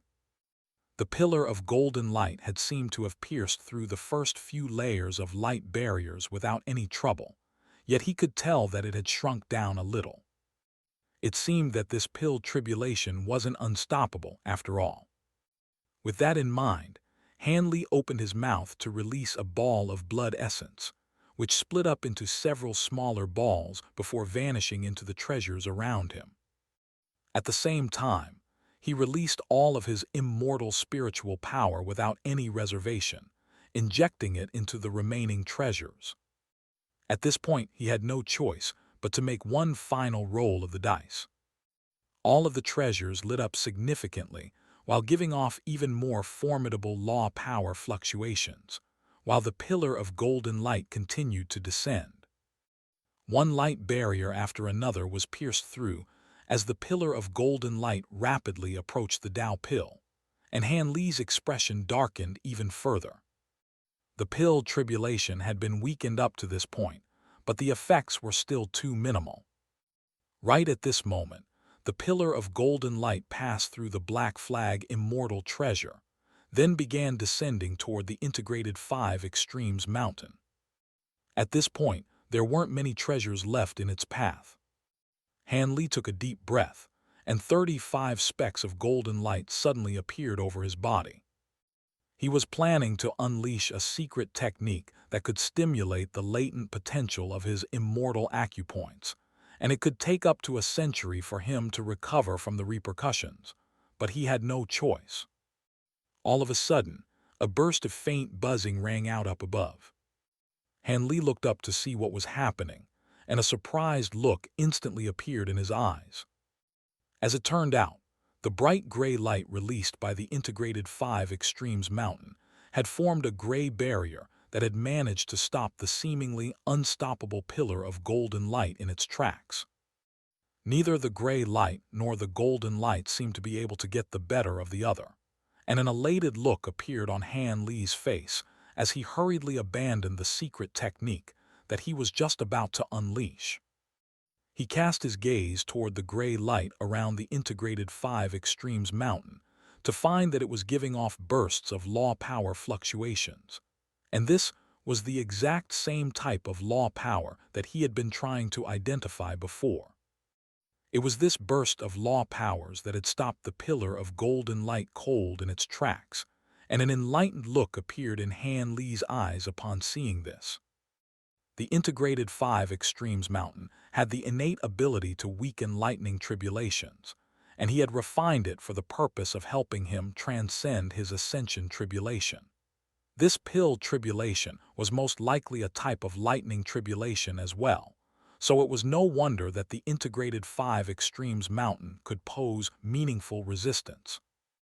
It seemed that this integrated 5 Extremes mountain was a far more formidable treasure than he imagined. The integrated 5 Extremes mountain that he had initially refined had been quite powerful, but only in the context of the spirit realm, and it couldn't even have been considered to be an immortal treasure in the immortal realm. However, Tao Yu had dedicated a large amount of resources to refining this treasures, and Han Li had been rather perplexed by this. But he now realized that Tao Yu had most likely been willing to invest so much into the integrated 5 Extremes Mountain, as he was already aware that it would be very effective at warding off pill tribulations. However, this wasn't the time to be pondering such matters. The integrated 5 Extremes Mountain was able to keep the pillar of golden light at bay, but the pill tribulation was extremely formidable, and the gray light being released by the integrated 5 Extremes Mountain was slowly being overwhelmed. However, at the same time, the pillar of golden light was also slowly shrinking. Han Li's eyes narrowed slightly upon seeing this, and he immediately cast aside all of his other treasures to focus solely on supporting the integrated 5 Extremes Mountain.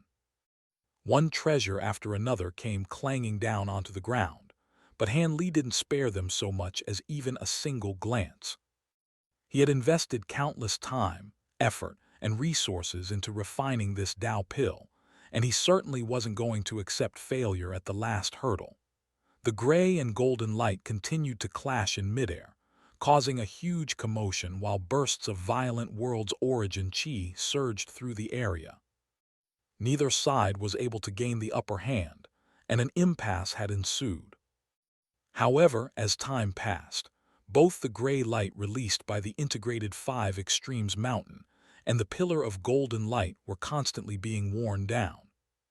Han Li's expression darkened slightly upon seeing this. He didn't have much immortal spiritual power left, and even with the support of immortal origin stones, he wasn't going to be able to keep this up for much longer. What was even more concerning was that, as it was warding off the pillar of golden light, the law power that the integrated 5 Extremes Mountain contained was constantly being whittled down. At this point, most of it had already been expended, so not only was it also not going to be able to last much longer, it was most likely going to take a very long time to recover after this. Han Li took a deep breath while replenishing his immortal spiritual power reserves with the immortal origin stone in his hand, while his other hand was still making a series of hand seals, so that he could continue to support the integrated 5 Extremes Mountain with his immortal spiritual power. All of a sudden, the mountain in midair abruptly shuddered, following which the gray light that it was radiating quickly faded. The law power within the integrated 5 Extremes Mountain had finally been exhausted, and it was unable to oppose the pillar of golden light any longer. Thankfully, at this point, the pillar of golden light had also been severely whittled down, and it struck the Dao pill in a flash right after the gray light faded. The Dao pill shuddered violently once again, as the 2 Dao marks on its surface began to flash erratically. At this point, Han Li's immortal spiritual power was close to running out as well, but he made one more last-ditch effort as a burst of dazzling golden light erupted out of the mantra-treasured axis behind him, then split up into several dozen strands of golden light once again, before wrapping themselves around the Dao pill, forming a fist-sized golden ball. His face had turned deathly pale, and what little remained of his immortal spiritual power had been completely drained, so he wasn't going to be able to do anything else. The golden ball shuddered while flashing erratically, and it looked as if it could explode at any moment. Han Li was looking on with an anxious expression, but there was nothing more that he could do. Right at this moment, Taoist Zai abruptly appeared behind him, then thrust its palms forward, releasing 2 pillars of golden light that surged into Han Li's body, filling his empty dantian with a burst of pure immortal spiritual power. Han Li was ecstatic, and he immediately began making a string of hand seals, upon which the golden ball gradually stabilized itself. Han Li heaved a long sigh of relief upon seeing this, and his mantra-treasured axis vanished alongside the golden ball at his behest, revealing the Tao pill inside the latter. Having transcended 2 pill tribulations, the Tao pill appeared even brighter and more vibrant than before. The time law power fluctuations that it was giving off had also become more formidable. However, there was no time for Han Li to give it a close inspection.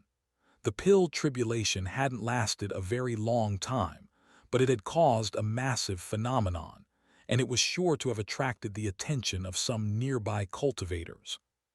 With that in mind, he quickly swallowed a pill, then carefully stored the Tao pill into a jade box before turning around to give Taoist Zai a nod of gratitude. "We have to get out of here. I can already sense people coming this way," Taoist Zai said as it transformed into a streak of golden light that vanished into Han Li's body.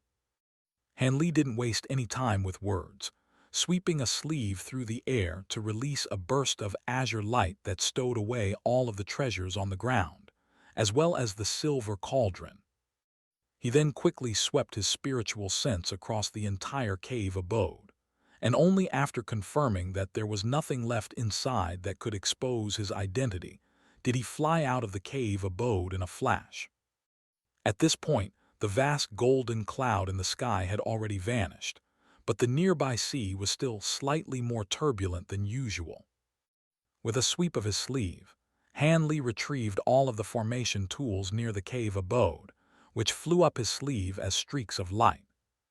He then made a hand seal, and a burst of golden lightning erupted out of his body as he prepared to unleash his lightning teleportation formation. However, right at this moment, gusts of azure wind abruptly emerged out of thin air nearby amid a burst of spatial fluctuations. In the blink of an eye, an azure formation had taken shape, and it was giving off tremendous spatial power. Han Li's brows furrowed slightly upon seeing this.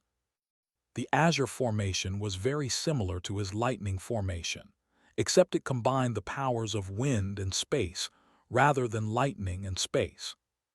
Some time was required to set up the lightning formation, so it was already too late to get away without being detected by whoever was in the lightning formation. With these thoughts racing through his mind, Han Li immediately stopped in his tracks before flying back toward the cave abode. At the same time, he put on his transient guild mask and adopted a disguise, transforming himself into a middle-aged man. Mere moments later, a black-robed man with a thin and tall figure emerged within the azure formation. His eyes were quite long and thin, as were his eyebrows, giving him a rather sharp and hostile disposition. The enormous aura emanating from his body indicated that he was also a late true immortal cultivator. Han Li stopped in his tracks before turning to the black-robed man with a surprised expression. The man cast his gaze toward Han Li as well, and a wary look immediately appeared on his face. "I don't recall seeing you around these parts before, fellow Taoist. My name is Miao Yan, and I just so happen to have been cultivating nearby, so I decided to come here and check out the phenomenon that had just taken place. May I ask your name, fellow Taoist?" Han Li said with a smile as he cupped his fist in a salute, putting on a friendly facade. Despite his friendly demeanor, internally, he was very surprised. He had never seen this person in the Black Wind Sea, and as far as he was aware, the island masters of Black Wind Island and Azure Feather Island were the only 2 late true immortal cultivators that were native to the Black Wind Sea. Having said that, it was clear to Han Li that there were clearly other powers behind those 2 islands. These thoughts were flashing rapidly through Han Li's mind, while the black-robed man inspected his surroundings briefly, then turned his gaze back to Han Li as he replied in a rather cold voice, "My name is Ji Yu." "I see. Did you also come here to investigate the phenomenon that had just taken place, fellow Taoist Ji?" Han Li asked. Ji Yu nodded in response, then took a meaningful glance at Han Li as he said, "I immediately came here using my teleportation formation upon sensing what was happening here, and I thought I was already extremely fast, but it seems you were able to beat me here." Han Li's smile remained unchanged as he explained. My cave abode is just nearby, and I also immediately came here upon sensing the phenomenon, so I naturally got here a little faster. Is that right? Ji Yu mused as he descended toward the cave abode. Han Li hurriedly trailed along behind him, then pretended to explore the cave abode. Having already conducted a thorough cleanup job earlier, there was no chance that anything of note would be discovered here. Sure enough, the two of them quickly searched through the cave abode, without discovering anything worthy of note. It looks like we're still too late, and whoever was here has already left. I wonder what they were doing to have triggered such a massive phenomenon. Could it be that some powerful treasure was created here? It seems like a bit of a stretch, Han Li mused with a perplexed expression. Ji Yu merely took a glance at Han Li, without saying anything. Right at this moment, several streaks of light appeared on the distant horizon, then quickly flew onto the scene to reveal a group of cultivators, all of whom were at the early true immortal stage. Upon detecting the cultivation bases of Han Li and Ji Yu, all of the newcomers immediately chose to keep their distance. Shortly thereafter, more cultivators arrived on the scene from different directions, and Han Li's expression remained unchanged upon seeing this, but internally, he was feeling a little uneasy. The vast majority of these cultivators weren't earthly immortals, so they were clearly outsiders. It seemed that the situation in the Black Wind Sea was far more complex than he had anticipated, and it appeared that many true immortals from the outside had entered this region during the years that he had been away. Could it be that all of them had come to search for resources?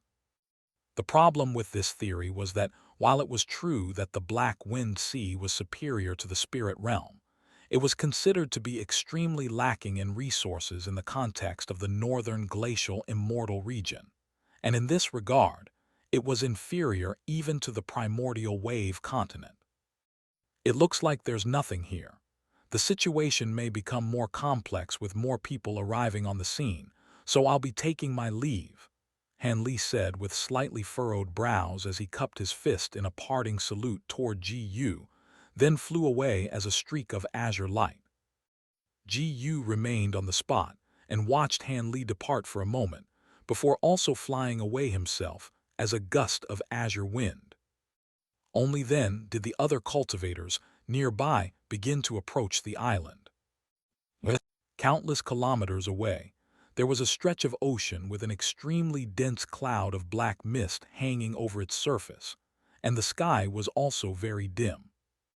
A burst of spatial fluctuations emerged over the surface of the sea, following which a golden lightning formation took shape with Han Li inside it. He swept his spiritual sense through the surrounding area, upon which his expression eased slightly.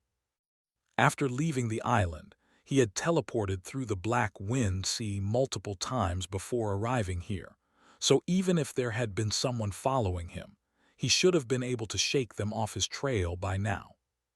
He took a glance at his surroundings, then abruptly swooped down toward the sea below, quickly descending to the seabed before sitting down with his legs crossed. At this moment, his entire body was racked with sharp pain from using Taoist Zai's immortal spiritual power. He set up a couple of restrictions, then swallowed a pill before closing his eyes to meditate. 3 days and 3 nights later, he opened his eyes before rising to his feet. The discomfort in his body had already completely faded, and having endured this pill tribulation, he had gained a better understanding of the power of time as well, which should have been quite helpful in his bid to master the laws of time through consuming the Tao pill. With that in mind, a hint of excitement appeared in his eyes.